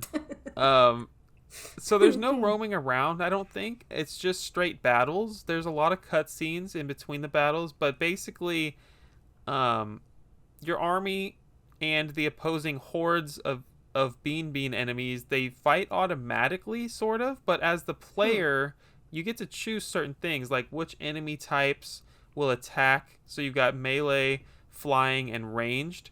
And, there's a few commands that you can give from the captain. He's got his own version of Bros Points in there. Um, and then you level up your troops throughout the game by earning EXP, and you can gain more troops. So I guess throughout the game, when you're fighting these hordes of enemies, some of those enemies will come and join you and be on your side. So that's how you kind of build up your army. Oh, that's sick as heck, man. That's awesome. It just seems like a really fun thing to do on the side while you are like playing through the game. Maybe you need a break from the main story. It seems awesome. Well, depending on how hard you have the game, you might need a break. But if it's super easy, maybe not. But no, that sounds awesome. I had no idea it was so expansive. I thought it was just like a side story. The Bowser's Inside Story remake also has a plus something, plus Bowser Jr.'s Journey. So I don't know what that one's like, but I'm sure it's something similar. Huh. Well, unfortunately, spoiler alert, they didn't sell very well, so wah wah. I'm sure not a lot of people got to play them. All right. Would you like to talk about the boss fight now? We can. I do have regional differences if you want to talk about that Oh or yeah. after. Can we say after? Yeah, let's do after. Okay. So you go through Joke's End. It's this horrible, super long dungeon. And then, I mean, it's the longest dungeon in the game, perhaps. Maybe. I'm going to say, yeah.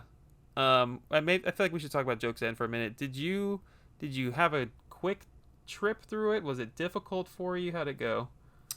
I don't remember it being specifically difficult or specifically long compared to the other ones, but I don't know. No, I don't remember it being a bad experience. I think at this point I had realized how to play the fucking game, and I kind of figured out the strategy of like watching the enemies, like their eye movements or like the movements that they do before will tell you if it's gonna hit Mario Luigi, which I don't think we talked about.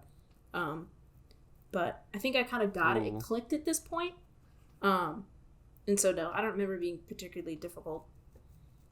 Yeah, we haven't really talked about it, but enemies would often have indicators that you would have to really pay attention to see, are they going to attack Mario? Do I need to press A and dodge or whatever? Or is he going to attack Luigi? Do I need to press B? Or like the attacks are specific colors, or he'll do like a left arm swing if he's going to hit Luigi and a right arm swing if he's going to hit Mario, or like whatever it is. You just have to watch the enemy very, very closely. I'm telling you, this game is expansive. It's crazy. It's very nuanced. Yeah. I would say. So you're going through jokes, and I had a really rough time. Well, to tell you the truth, I had been forewarned by a few people that played the game before. They're like, "Yeah, this part sucks," and I get there, and I'm expecting the worst. And honestly, I'm like flying through it. The puzzles are a little challenging. You get split up from Mario and Luigi for a very long time, probably the longest time in the game. And so you're having to do puzzles with each of them solo, which is kind of a new thing.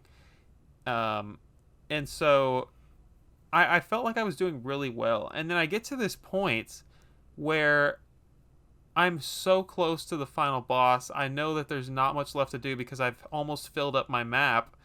And I just get stuck. And it was so annoying. But it was the dumbest. It wasn't that dumb. It was a kind of a dumb thing where you have to, you might remember it, but there's a whirlwind and you have to shoot water at it so that it'll turn off the 4 torches. Yeah. I do remember being stuck at that one. You're right. I forgot that like the boiling water, and you gotta light the flame underneath the boil the water. I do remember that now. Yeah. And then when you get to the little platform with the candles, I was like, I tried shooting the water at each end specifically because there's 2 different ways you can spit the water. There's jumping on him, which will have like a long stream, and then there's the where you hit him with the hammer from behind, and then he just kind of spits out like little like water bullets, or whatever. And I was like, certainly it's got to be something like this, right? We want the far shooting, and then the stream, and then nothing was working. I do remember that, and that being like, what on the earth am I supposed to do here? So that took me a long time, and I guess for the audience, if you haven't played this game, another thing we didn't mention is you can fill up at plenty of places in the game. There's places where there's a puzzle involving Mario, like, guzzling water. He, like, takes so much that he turns humongous, and then Luigi can either jump on his brother to make him shoot a stream out, or smack his brother with a hammer, and he shoots out 3 different bullets. And then has... You can also tickle him, too. I don't know if you got to that part. Yeah. I forgot about that. So there's a lot of... See, just they're so good at combining all the stuff that you've learned, and there's so much stuff. Mm-hmm. But yes, that's what we're talking about. And so at the very end of Joke's End Dungeon, you have to shoot water at this tornado, and it puts out the flame on 4 torches. I literally went up and down this castle for like a half an hour before finally somebody gave me a hint in the chat, and I was like, oh my gosh. And I hate getting hints, but I was like, all right, I've been here for way too long. Mm-hmm. And then same thing with Joke's End. It took me, I had to backtrack for that part, obviously, but the splitting of the Mario and Luigi, and then going over here and then going over here, I got confused like where that platform was, so I had to keep going back. And there's like 4 paths that you can take at one point: up, down, and then up, down, and left and right. And I went like to the right, to the down, right, and then I was like, I'd go all the way through the dungeon and be like, fuck, that's not it. I had to backtrack, and then I'd go up to the right, and then be like, nope, that's not it either. And then I go back down. So much backtracking in this one. I do remember that. Yeah. You know what I'm talking about? At the point where they're separated and they come together again. The bridge breaks, yeah. I know I saw that. Where was it? And I couldn't remember. So I had done so much exploring that I was unfortunately able. I was able to find so many chocola beans in that castle. Okay. So that was nice. At least I got that. But it was like every time I was like, "Oh, I'm going the right way," it ended in chocola beans or whatever beans, and I was like, "Oh." Or you get to like the Yellow Monty Bowl and it's like, congratulations on getting here. It's like, that's not where I wanted to go. But thank you. Mm-hmm. Um, okay, final boss. So you get through Joke's End. I think there's another dungeon or something, or a boss fight or whatever, and then you finally get to go to because after Joke. No, I'm not gonna try to remember the order. But when you get to finally get to this final dungeon, you have to fight all of the Koopalings, which I mistakenly called the Kremlings in the stream, and I got roasted for it. Oh no, not the Kremlings. The Koopalings are all here. I think there's like 7 of them, maybe 6. But the the dungeon itself is pretty straightforward. There's no Mm-hmm. chance of getting lost. There is a puzzle to get to every boss, and in between each puzzle, you got all these minions you got to kill, and these are the hardest enemies in the game, obviously. But for me, the Koopalings, the first like half were very easy. It was a cakewalk. I thought that they were all easy, and I was super surprised because before you get to Joke's End, I think you have to beat Popple one more time. Um, and I hate him because he steals your items if you don't counter him correctly, and Oh then he heals yeah. himself, which drove me insane. He was especially gnarly on the last one, so I was like, God damn it! If he's this hard, I can't imagine how hard whatever else I had to do in this dungeon is. And then it's like, yeah, you got to beat all the Koopalings, and I was like, frack. No way is this going to be super easy. And I was like, I might just watch gameplay and tell him I beat it.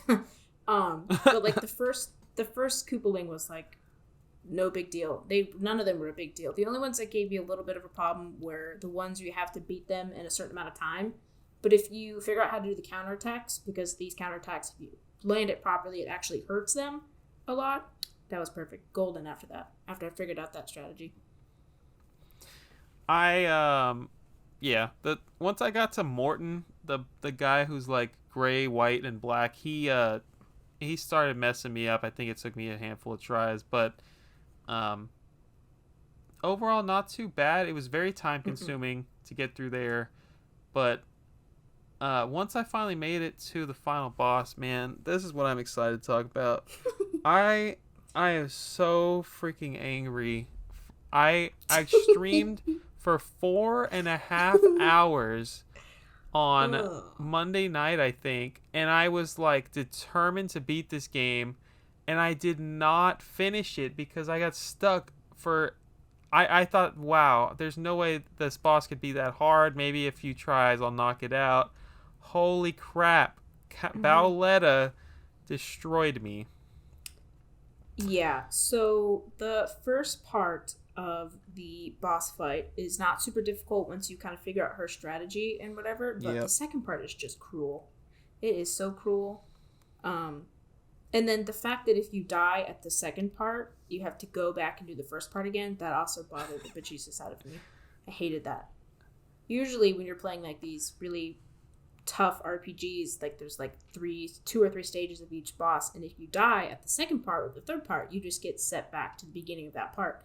Not so much in this one. So to be a little more descriptive, yes, the first part gets super easy. I maybe died once on it, and in all of my attempts, but the beginning part of this boss fight has you facing Bowletta, and you have to.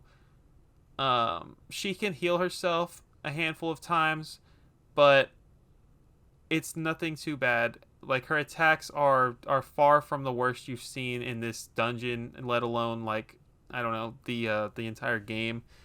And I don't know, it's not even worth talking about. It's just so easy. I played it 100 times, and basically after you kill her, like quote unquote, after you get her damage down to 0, she sucks you up. You have 1 health for Mario and 1 health for Luigi, and Mm-hmm. you have to fight Bowletta's soul, which, as I told you at the beginning, is inside of Bowletta. I'm sorry. Cacoletta's soul, which is inside of Bowletta. Which is really Or inside of Bowser, Bowser. right? Right. Yeah. So the, this crazy thing happens where I didn't learn this until several attempts of this boss fight. I might blow your mind, or maybe you saw this during my stream, but if you get to the second part and your speed is lower than Cacoletta's speed, then you are not attacking first, obviously, and that means that Cacoletta gets to attack like 3 times, and her attacks are very difficult to dodge, and so you have 1 health each, and you almost immediately, or if not immediately, get destroyed. And then you do the beginning half of the boss fight again. It's game over right there. Uh-huh. So I did not know this until I think it was your stream, or I heard you talking about it, or someone mentioned it in the chat or whatever, but I didn't upgrade my what was it, speed at all. So nope. I had no idea. I was like, that's just how it is. No, I didn't know that. The hell. Okay, so you didn't get to attack first. No, never. Yeah. So thank God someone told me this. I mean, I struggled for at least an hour, maybe 2 before figuring this out, but I went through, I Googled what her stat was. Okay, I'm just like you. I did not upgrade my speed once, not a single time. And so I had 86 speed for Mario, I think, or it was 84. And so Cacoletta's speed, it was weird. She has 120 for her head, and then her 2 fists were 90. So I'm like, okay, let me go level up Mario 1 time. Let me just see if I can get up to 91 speed. I didn't even leave the dungeon. I went and fought some minions in the dungeon, leveled up, went back. I'm sorry, I leveled up. I got 1 speed. 1 for leveling up. So I'm at 85. Then I get my bonus thing. I go straight to speed. I'm like, please, God. It could be like a 2 or a 5. I got the 5 against all odds. And now I have 90 speed. And the question was at that point, am I going to have to level up again because I need to have a higher stat than Cacoletta? Or is it going to be random? Or is it going to give it to me? It was up in the air at this point. It ended up being that it was random. Okay, so now I had a chance to go first, which was huge. Right. You have got to level up your speed a little bit in this game. You have to do it. If you're out there listening, please level up your speed. I cannot urge you to do this enough.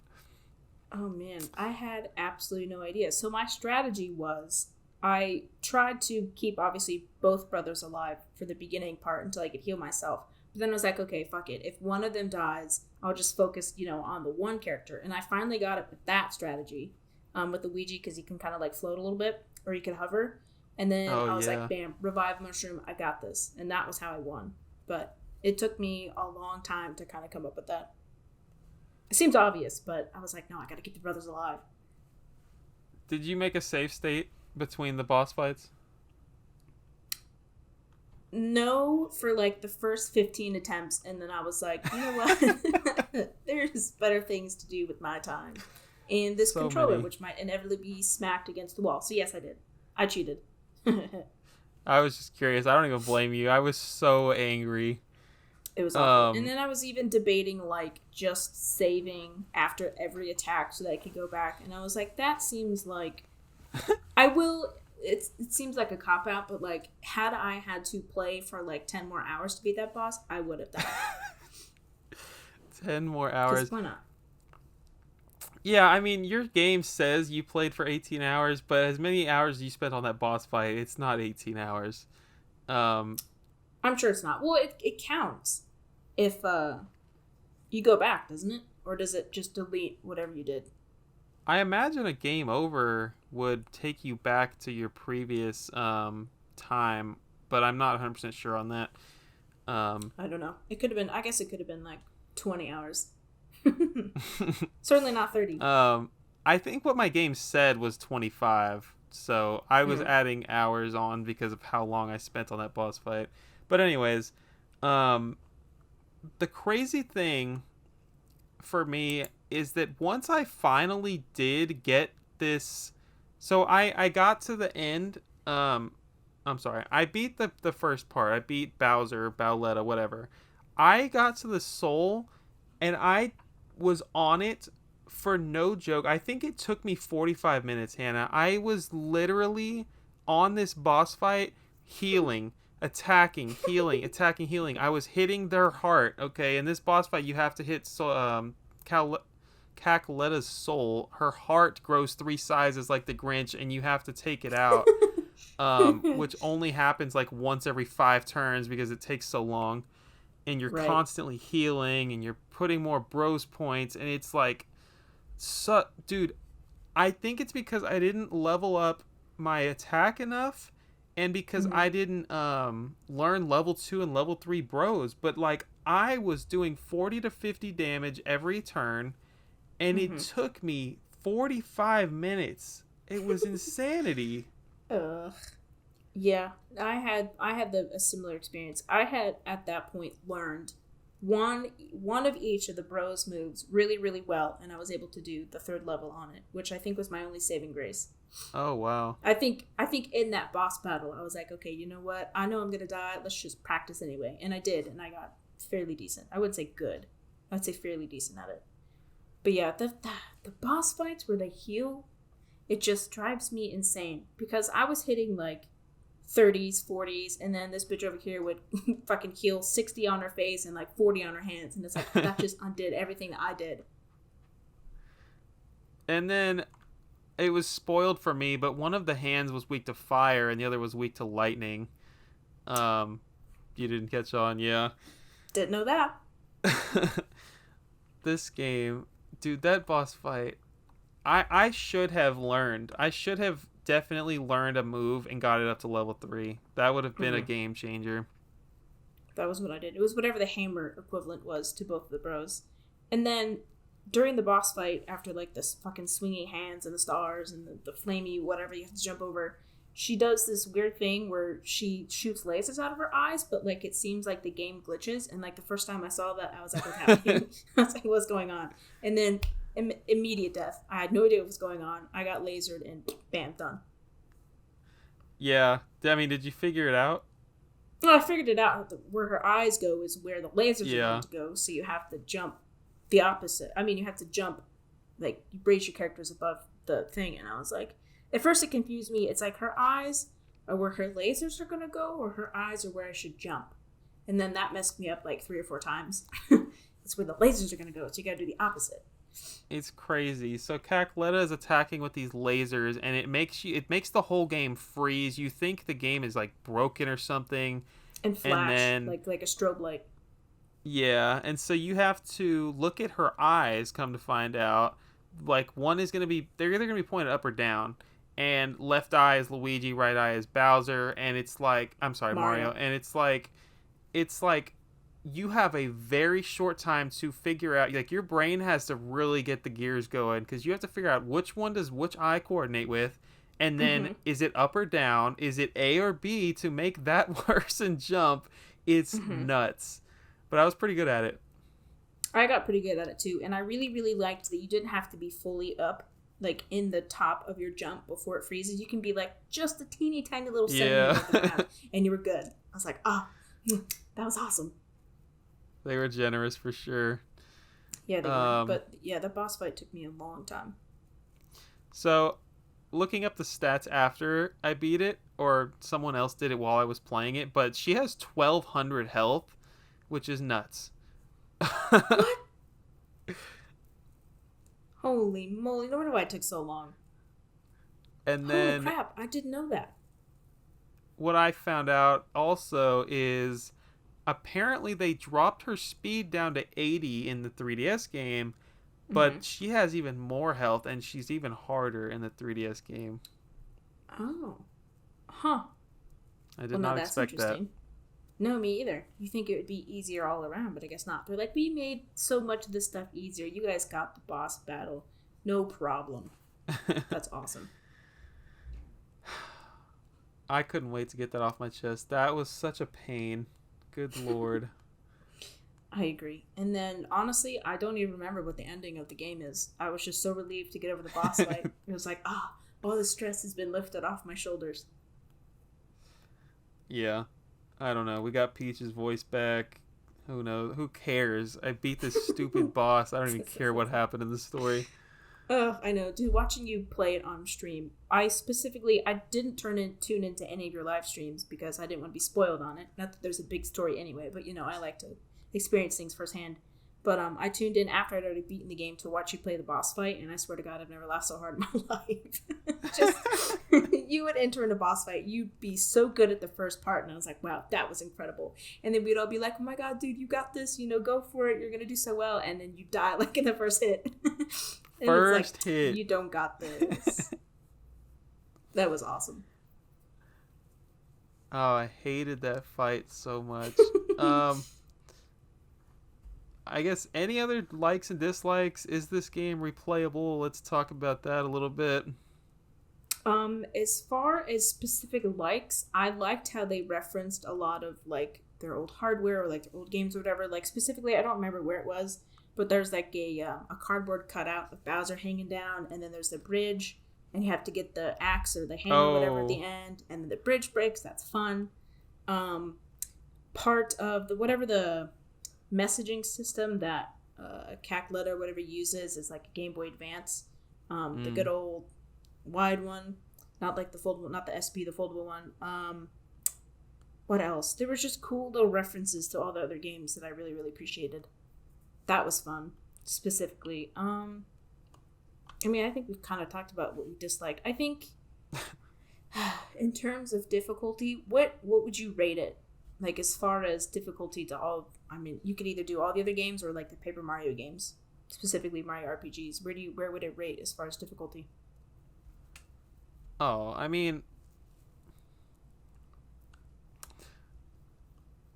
the puzzles were not as difficult. I often think back to Color Splash, where you had that steak boss fight. There was so many puzzles that really effed me up in that area.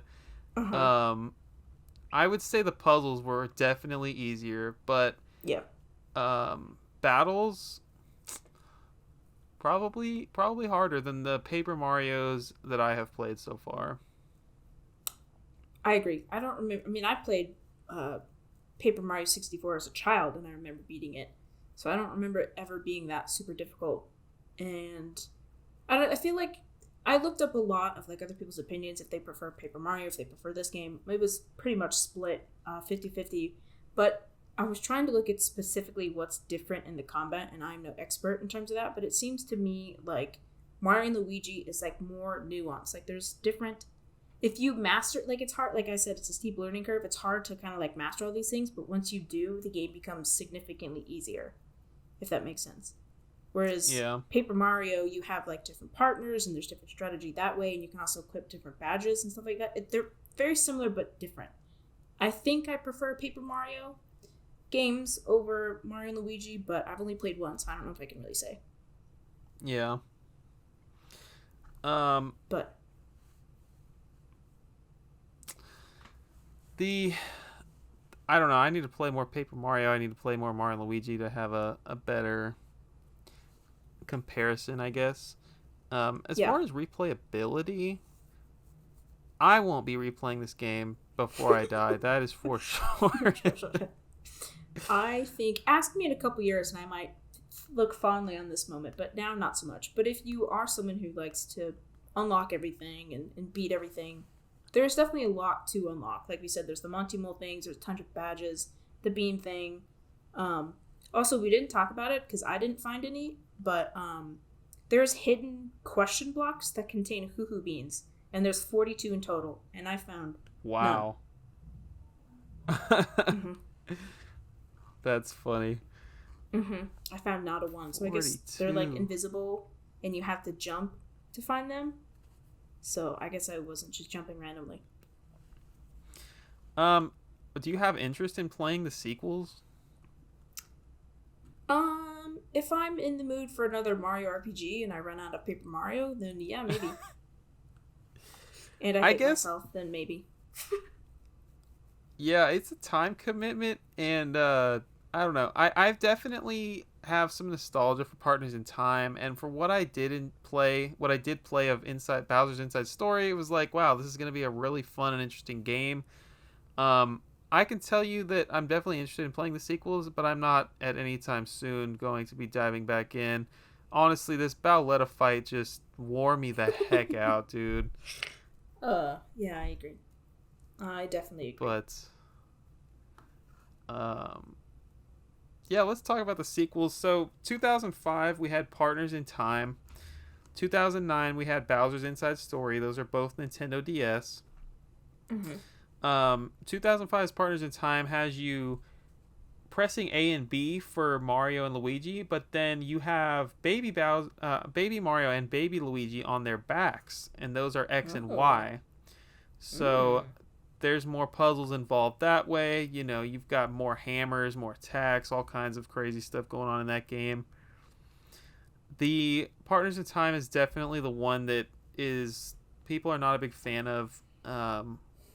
I can't tell you why until I've played it myself or watched some YouTube videos, but that's the one that people are least fond of. Hmm. Then in I did not know that. 2013, they moved to the 3DS with Dream Team, and Paper Jam on the 3DS was 2015. So I love the idea of Paper Jam. I've been told it's not a great game or whatever. People just really have not liked Mario RPGs since like the 2000s. But um, Mario and Luigi Paper Jam is exactly what it sounds like. They crossed over the Mario and Luigi RPG series with the Paper Mario RPG series, Mm-hmm. and I mean it sounds freaking awesome on paper. No pun intended, but I can't tell you if it's a good game. See, that sounds like a slam dunk idea, and then it just sucks that apparently the execution wasn't very good. Well, you and I liked Color Splash and Sticker Star, so for all you know, we could love it. You know? And I like Origami King. Like I said, I like them for Yeah. all their unique things. You're right. We I probably don't. would like it. I don't own the 3DS ones. I know that's. Oh, and then of course we got remakes. So 2017, the Switch is out. You got the remake of Superstar Saga, and all the way in 2019, you got the remake of Bowser's Inside Story, which Mm-hmm. is nuts. Um, Wait, did you say 2019? yeah. What? Okay, I think I remember watching the Nintendo Direct and then that being in there, and we're like, hmm. Okay, I guess they're still. I mean, I'm Still doing excited. I'm on the excited to hear about 3DS the train. sales information because that's probably why they didn't sell well. I mean, probably. Um, I guess is there anything else before we step out of the game and talk about other stuff? No, I don't think so. I think I said everything I had to say. It was. I mean, do we need to rate it? This is where we rate the game. This is. Can I go 7.5 out of 10? Does that seem reasonable? I feel like that's pretty good. I mean, you can say whatever you want. Maybe 8 out of 10. A soft 8 out of 10. Um, I hated the boss fight, but that was about it. The buttons sucked, but Mm-hmm. suck is such a strong word. The buttons were rough, and it pained my brain. You know, I think I unlocked a new portion of my brain trying to play this game. It just, I did things that I didn't know I could do, and it was crazy. Um, and I know I'm not the only one that feels that way. I've seen people talking on Reddit, and that game, it's it's too much for the GBA. I'm willing to bet that the experience overall with the buttons is better on 3DS, and I honestly, that's my only complaint. The map wasn't really a complaint for me. Like, it was something I didn't enjoy, but not something that I would knock the game with, really. Mm-hmm. And I'm going 9 out of 10. Wow. Wow. I Mm-mm. don't It's think definitely not that it's high. I don't think it's for me, but being objective, I would say it's a 9 out of 10. Okay. I think you're wrong, but you're welcome for that opinion. See, if I give like Breath of the Wild and Tears of the Kingdom like a 10 out of 10, like there's no way this game is just one step below them. You know? Yeah. But I think people will like that rating. You should keep it. People will like it. um I honestly just don't know.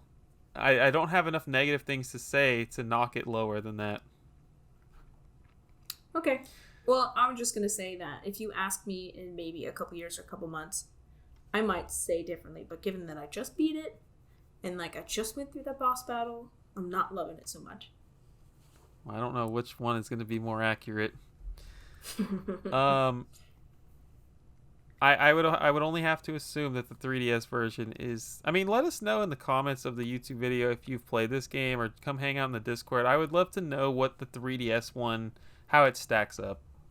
I agree. Feels like that might be the better of the two. If this maybe is not your like, if you're not super into like RPGs and don't like the super difficult nature of this one, then you might like the 3DS one better. You might have played that one only, and it might have been a joy, just an absolute delight. Who knows? They did some really unique stuff in this game, with the battle system, with having a half RPG, half platformer, and just combining it with the awesome story. Like, I loved it. It was a great game, until I got to the boss fight. Overall, I agree. All right. So, is sales next? Yeah. Okay, well, this is gonna blow your socks Oh, off. Oh, I guess I didn't see this, but timeline with the other games, I looked it up real quick.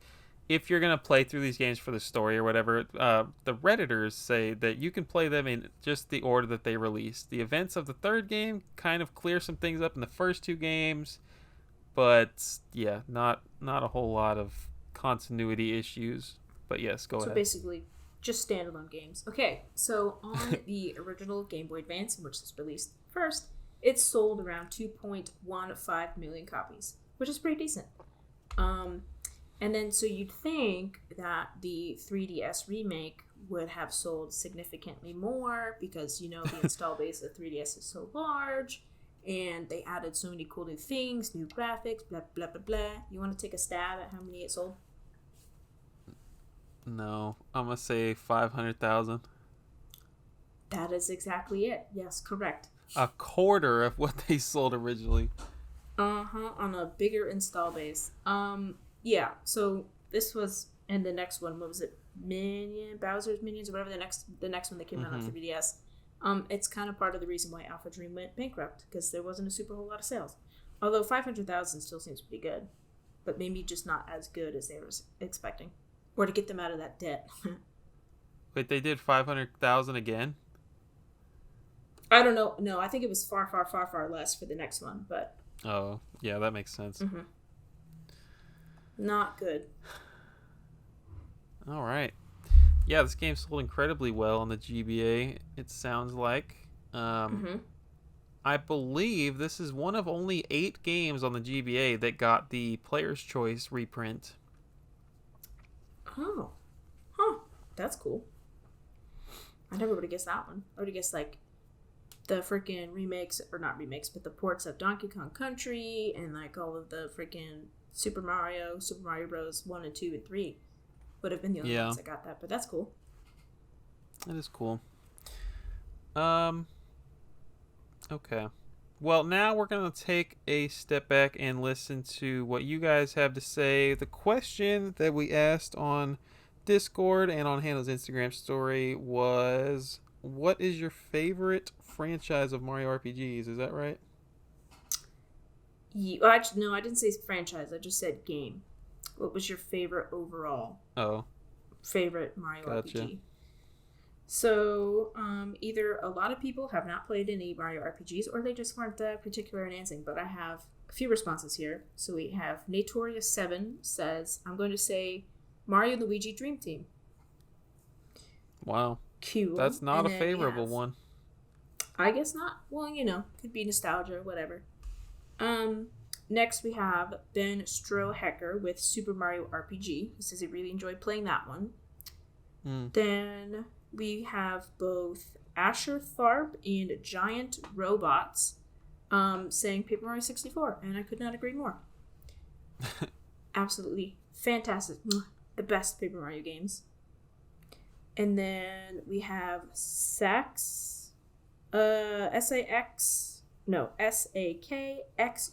Jesus _Moon says Mario and Luigi Partners in Time. Ooh. And that's the first for that one. And then Iron Knuckle, or FE Knuckle, says Paper Mario the Thousand Year Door. Overall, that seems pretty normal. No one said Superstar Saga. Our Discord response said Superstar Saga, so that's one. Oh, well, I mean on Instagram. And then we have the Discord response by the man himself, Daily Beating. He says, first one I played, favorite one, and I think the best one I've played are all Superstar Saga. The Bean Kingdom was really neat to explore, and I always love experiencing the goofy story again when I replay it. Lots of great callbacks to older Mario games and other Nintendo properties, like the Super Scope enemies and the Triforce Equipable item, which we both talked about. Always love the combat system, easy to learn, a blast to master. One of my favorite games ever. Happy to have replayed it on the Switch earlier this year. He loves that game, and he does not even have it on 3DS. He's played the OG like, I don't know, 10 times in his life. It's crazy. Jesus. That is crazy. Why? Just gotta ask why. We were late with the question this time, so we apologize for that. But yeah, literally next month asked we will it do 17 better. hours ago. Oops. Yeah, next month for sure. Hopefully we'll have these episodes planned out far, far, far in advance. Yeah, we don't even know what we're doing in August. Hey man, don't give away our secrets over here. That's it. That's Superstar Saga. We're at 2 hours and like 15 minutes so far. Very nice. Yes. What's up? I do have regional differences if you still want to do that one. Oh, I keep forgetting. We got to do better with our combined notes. What are the regional differences? There's actually quite a few, but I'll just go to the fun ones because they're nice. No rush. In the beginning of the game, like we said, you play as Toad as he enters like Mario Luigi's house or whatnot. So there's like a little cutscene that kind of sets up the whole beginning of the game, and you switch to being able to control Toad once he steps inside the Mario Bros. House. And in the Japanese version of the game, a directional pad appears in the bottom left of the screen, showing that the player can actually control Toad, whereas in the US version, if you did what I did, you just kind of sit there for a couple seconds and then realize, oh, I can play as Toad, I can move around. So that is one instance where the United States audience, that we don't have to be told that we can move. We just figured it out. We're not. That's why it came out a few days later over there. They were like, "Oh, I need to add this in real quick." There's a few other things in here too, which I think is interesting. Again, in the Japanese version of the game, Mario and Luigi start off with 14 and 16 BP respectively, but in other versions they only start with 10. So that's like 2 or 3 levels that weird they like get before us. So it was like, oh, okay, they get helped out a little bit, whatever. And then when Mario and Luigi level up, in the screen where it says like, oh, there's a star, and it says, level up Mario, blah, blah, blah, blah, and it's full of all your stats and stuff. Lakitu is up there in the corner, and in the Japanese version, he shows like a directional pad saying that you can go like up and down and pick like whatever skill you want for the bonus. But then he also says that there's like a B button, so you can back out of it if you accidentally clicked A, and it'll cancel, and you can pick another skill. But in the US version, it doesn't have that. So I was always terrified to do that because I didn't want to be like, oh, no bonus for you. Psych, you suck. But it's still available in the US version if you accidentally select a skill and you'd rather go back. Let's see. The other ones are just something about like the signage and stuff. It's a little bit different. The way that the A and B button are displayed in the Japanese version are different than the US version. In the US version, it's like an A or a B, a red A or a green B. Is that right? It's the other way around. Anyway, and it's like the A is filled in with a circle, so it looks like a button versus the Japanese version, which is just a giant capital A, a giant capital B surrounded by like the katakana and hiragana and the kanji of like normal Japanese writing. So it's like it stands out to them. That's an A. That's different. Also, this is the thing that made me the most angry. In the Japanese version of the game, there are 3 heart blocks in Bing Bing, Bean Bean Castle Sewers, Oho Oasis, and Tihi Village, which, like the blocks that you jump up and hit, which presumably heal you when you hit them. So the Japanese got that. We did not. What we had the to use our heck? items. So that sucks. Also, in the Starbeans Cafe, which is the one where you go make the coffee drinks with the beans or whatever, there's a red EGAD, like icon that sits next to the ones that you've already done. So that's helpful to know, because once you drink them, it doesn't say, like, you just kind of have to remember which ones you have and have it made. That's nice. Also, for whatever reason, Trunkle, which is what do the Chinese say? The stone... The Rumble Demon Rock or something like that, whatever it is, has a completely different battle strategy in the Japanese and US versions. For whatever reason, some of the healing and regeneration abilities are a little bit different. Bubbles, which is the creator of the Chocola, his jokes are different in every region because obviously he speaks in puns, so you kind of have to know like the native language to kind of make a pun on that, which I thought was interesting. He's the guy who's got like the thick stash and he's kind of like the chunkier old man bean.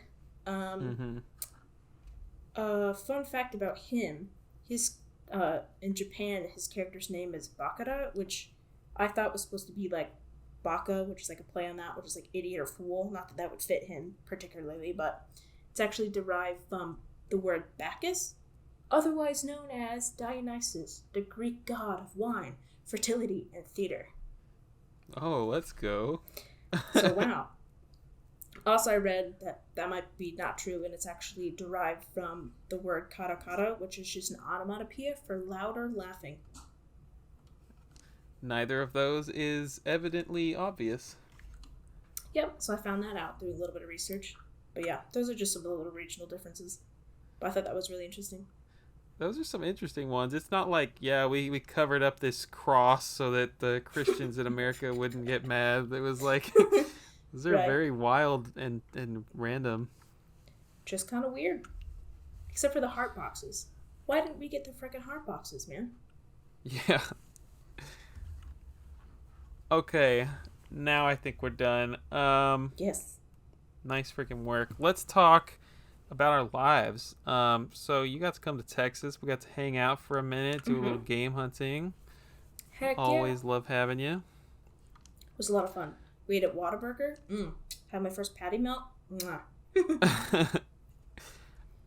Yes, we hit up the local stores. Didn't have time for much, but we did hit up, what is it? Game Over. And also Player One video games. The Game Over was fantastic. That one was great. Yeah, freaking 3 stories, 2.5 stories, whatever. It was pretty cool. That was cool. And then like the museum at the bottom, and then the other one was Player One. Is that what you said? Yeah. That one was awesome. That one had such a cool selection of things. It was expensive, of course, as all game stores are, but it was really cool seeing some of that stuff. I walked out of both stores with like 3 garbage, like $5 games, and I think you got 1 game the whole trip. I did. Do you remember what it is? You got... No. Oh, it's The Last of Us for the PS3. Of all things, the girl that is all Nintendo got a PS3 game. Well, I watched the show and it was awesome, so I was like, okay, I should play the game. So well, that's what I need to play it too. That could be one we play. That would be fun. Gotta add it to the list. I bet it would be easier than this game. I'm sure it is. I'm sure mini games are. We should play some Nintendogs. I think that should be the next one. Yes. Heck yeah. What else did you buy in the last 5 weeks since we recorded? Nothing, because your girl just cleaned out her apartment, and I was like, I'm not gonna add anything else to this. Oh, I also almost bought, while we were there, they were having like a 50% off sale, and I was gonna get that busted up Wii U so that I could fix my bricked one, but then I decided against it. But then I had the very strong urge to play Xenoblade Chronicles X, because I was like, you know what, I want to play an actual fun RPG. And then I decided not to, because they're like $50 or $60 by themselves. It's like, well, maybe one day. The game or the Wii U? The Wii U alone on eBay, and then Xenoblade Chronicles X is like, it was in the game store for like $100. It's like, oh, I can't do that. That's too much. Yep. You've been so good in the past about waiting for things to get ported. I feel like you're not gonna have to buy that game on Wii U. It's just a matter of time. I really hope so. They keep saying that it's not possible. They're not going to do it because it's got apparently a lot of Wii U functionality, and they're saying it's like not worth the time to do it. But like the Xenoblade Chronicles games have sold so well on the Switch, I don't see them not selling well if they release X. And that way, all the Xenoblade Chronicles games will be on the Switch, and it'll be fantastic. Otherwise, it's just going to be this meme for the rest of eternity where it's like, yeah, you got to get the Wii U so you can play Xenoblade Chronicles X, but you don't have to buy literally anything else. Oh, I want it to come over so bad. I hope it does. I don't see why it wouldn't. Or maybe whatever the next console Nintendo does is, maybe it'll come over then. Who knows? So I bought 3 games at those game stores, and then the rest of the last 5 weeks, I have barely bought anything. I bought 2 Point Campus, one of my favorite games of last year. I only had it on Game Pass, and they announced that they were removing it, and I was like, heck no. So I bought that brand new for $20. Okay. And yeah, I got Ultimate Beach Soccer on the original Xbox. I have had a save search for quite some time. Mm-hmm. Maybe like 3 months, not that long, but Jeez. it's like it's not a common game, and for some reason I just like owning rare garbage, so got that for like $15. Nice. Very nice. What else you been playing besides this freaking RPG?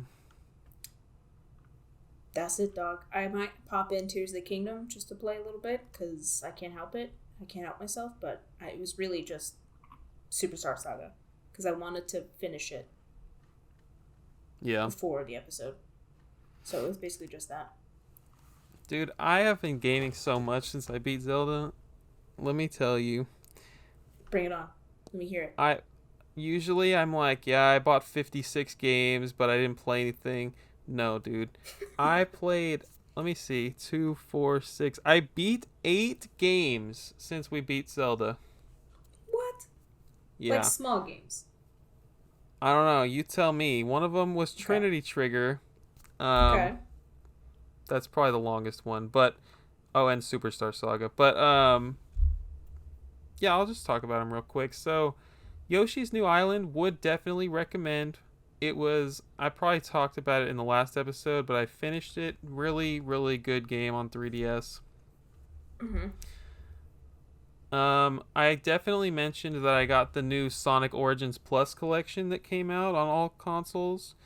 So I played through Sonic the Hedgehog on their little anniversary mode. They made it super like modern friendly, where you have unlimited continues, and I don't know. I'm usually not into the remake stuff, but I did want to see what it was like.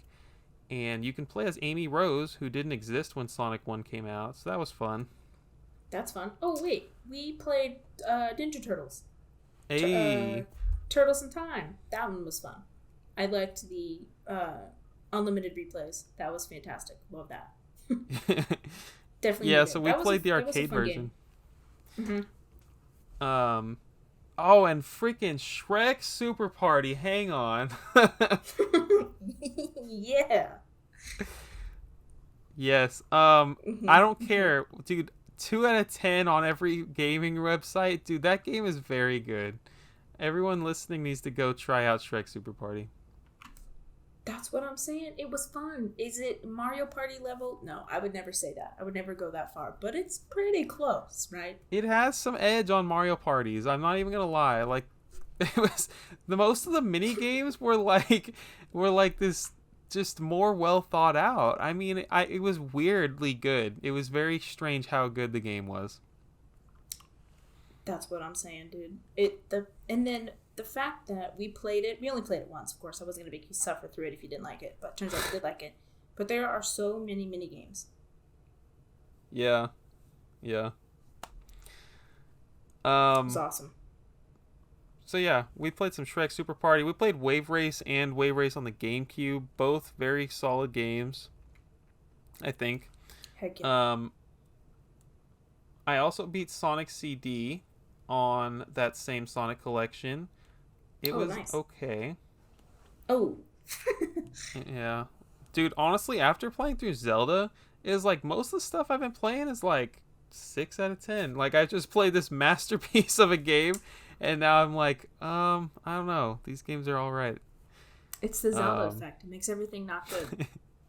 So I was really excited to play Trinity Trigger. You got me Trinity Trigger for, I want to say, my birthday this year, and it came out and it's in this gorgeous launch edition box and everything. And I played it, and it was like, this is the game that's supposed to be the spiritual successor to the Mana games. You got the same people working on it who worked on Trials of Mana. There's like this Pokemon art person who worked on this game, and I think someone from Chrono Cross or something. All these like things coming together that should make this beautiful project, but it just was like a 6 out of 10 for me. Trinity Trigger Dang. was pretty it let me down pretty bad. Darn, man. That is such a shame. I had high hopes for that one. Yeah. But I am glad I have it. I am glad I played it. Yeah. Well, they And can't all then be winners. And then I beat Pocky and Rocky with Becky on the Wii U Virtual Console. New Super Mario Bros. 2. I literally started another 3DS game and finished it since in between playing Zelda last month. That one was fun. Oh. Yeah. And that's all the games I beat, and like that doesn't even count all the other ones I've started. Like I've gamed so much after beating Zelda. How do you start so many games at once? I don't get it. I keep a list. Yeah, I have a list, and so like some of the games I beat on that list, I mean on the ones I just mentioned, are ones that I had started, months ago. Oh, so you didn't start them and beat them. That's how you beat Some so of many them I games. Well, But I did want to bring up Scarlet Symphony, another game that you got me because you're amazing. mhm. Thank you. I'm nearing the end of that one. It's actually a very short game. So what's interesting about Scarlet Symphony, the full name is Kumaju Ramilia Scarlet Symphony, and it's a Japanese exclusive title. It might be on the eShop digitally here in the States. Do you know?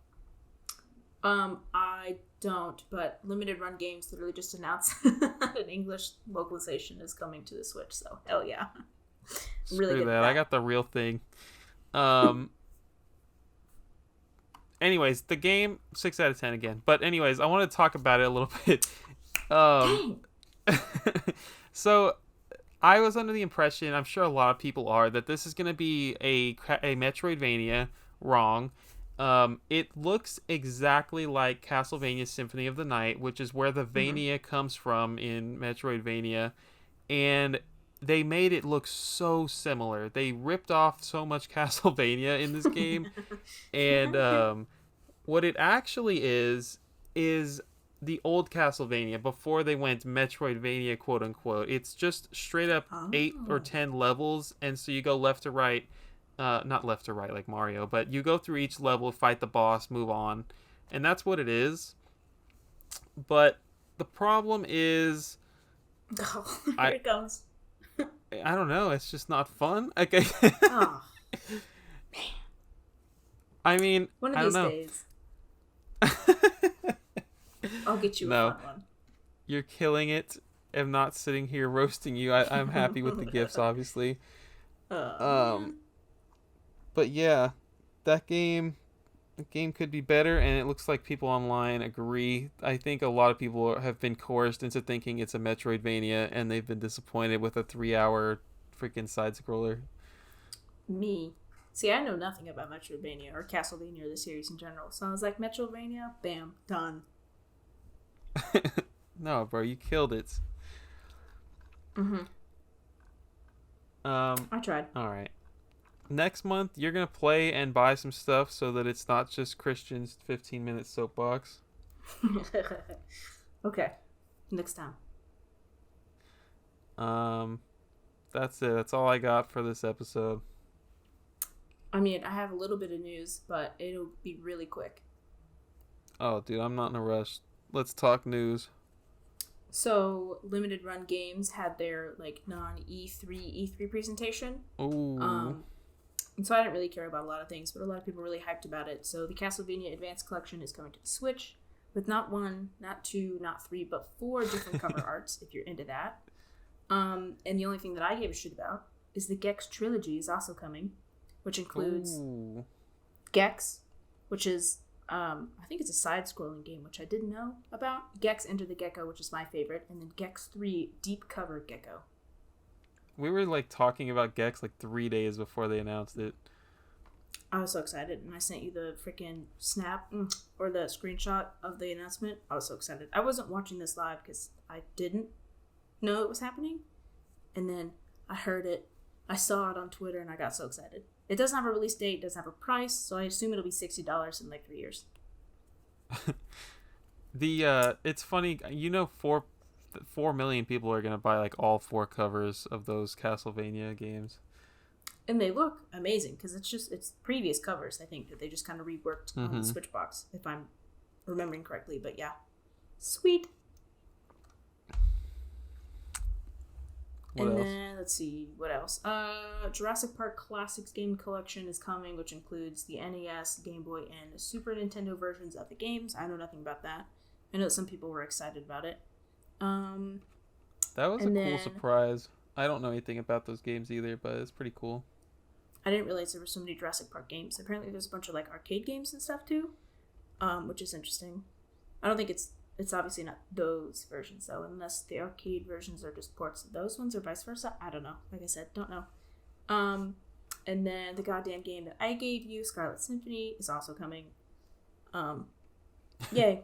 So there's the English version up there. Clock Tower, which I think is a horror game. One of my friends said they were really interested in, and then Roller Coaster Tycoon 3, Complete Edition, if that's what you're into. Those are the ones that I either recognized or actually cared about.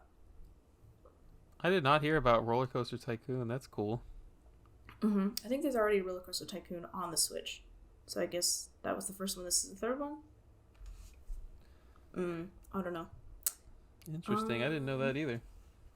Yep. Other than that, Pikmin 4 is out now. It's got an 88 on Metacritic.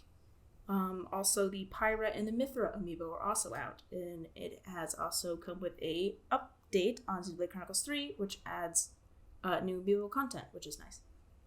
So you definitely bought those. I accidentally bought 2, so I have 2 boxes. Yeah. Oops. So has it arrived? Have they arrived yet? People have started getting them? Oh, yeah. Yeah, they came out on Friday. Nice. Heck yeah. And yeah, that's all I got for the news. All right, a nice little short 2.5 hour one for you guys. Yeah, it's funny. I was like, this is definitely not going to be a 2.5 hour one. It is.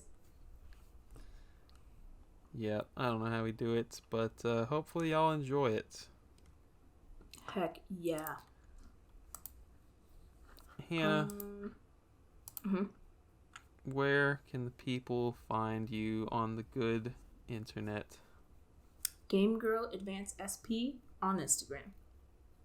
Sometimes. I am at Bird Dog Gaming.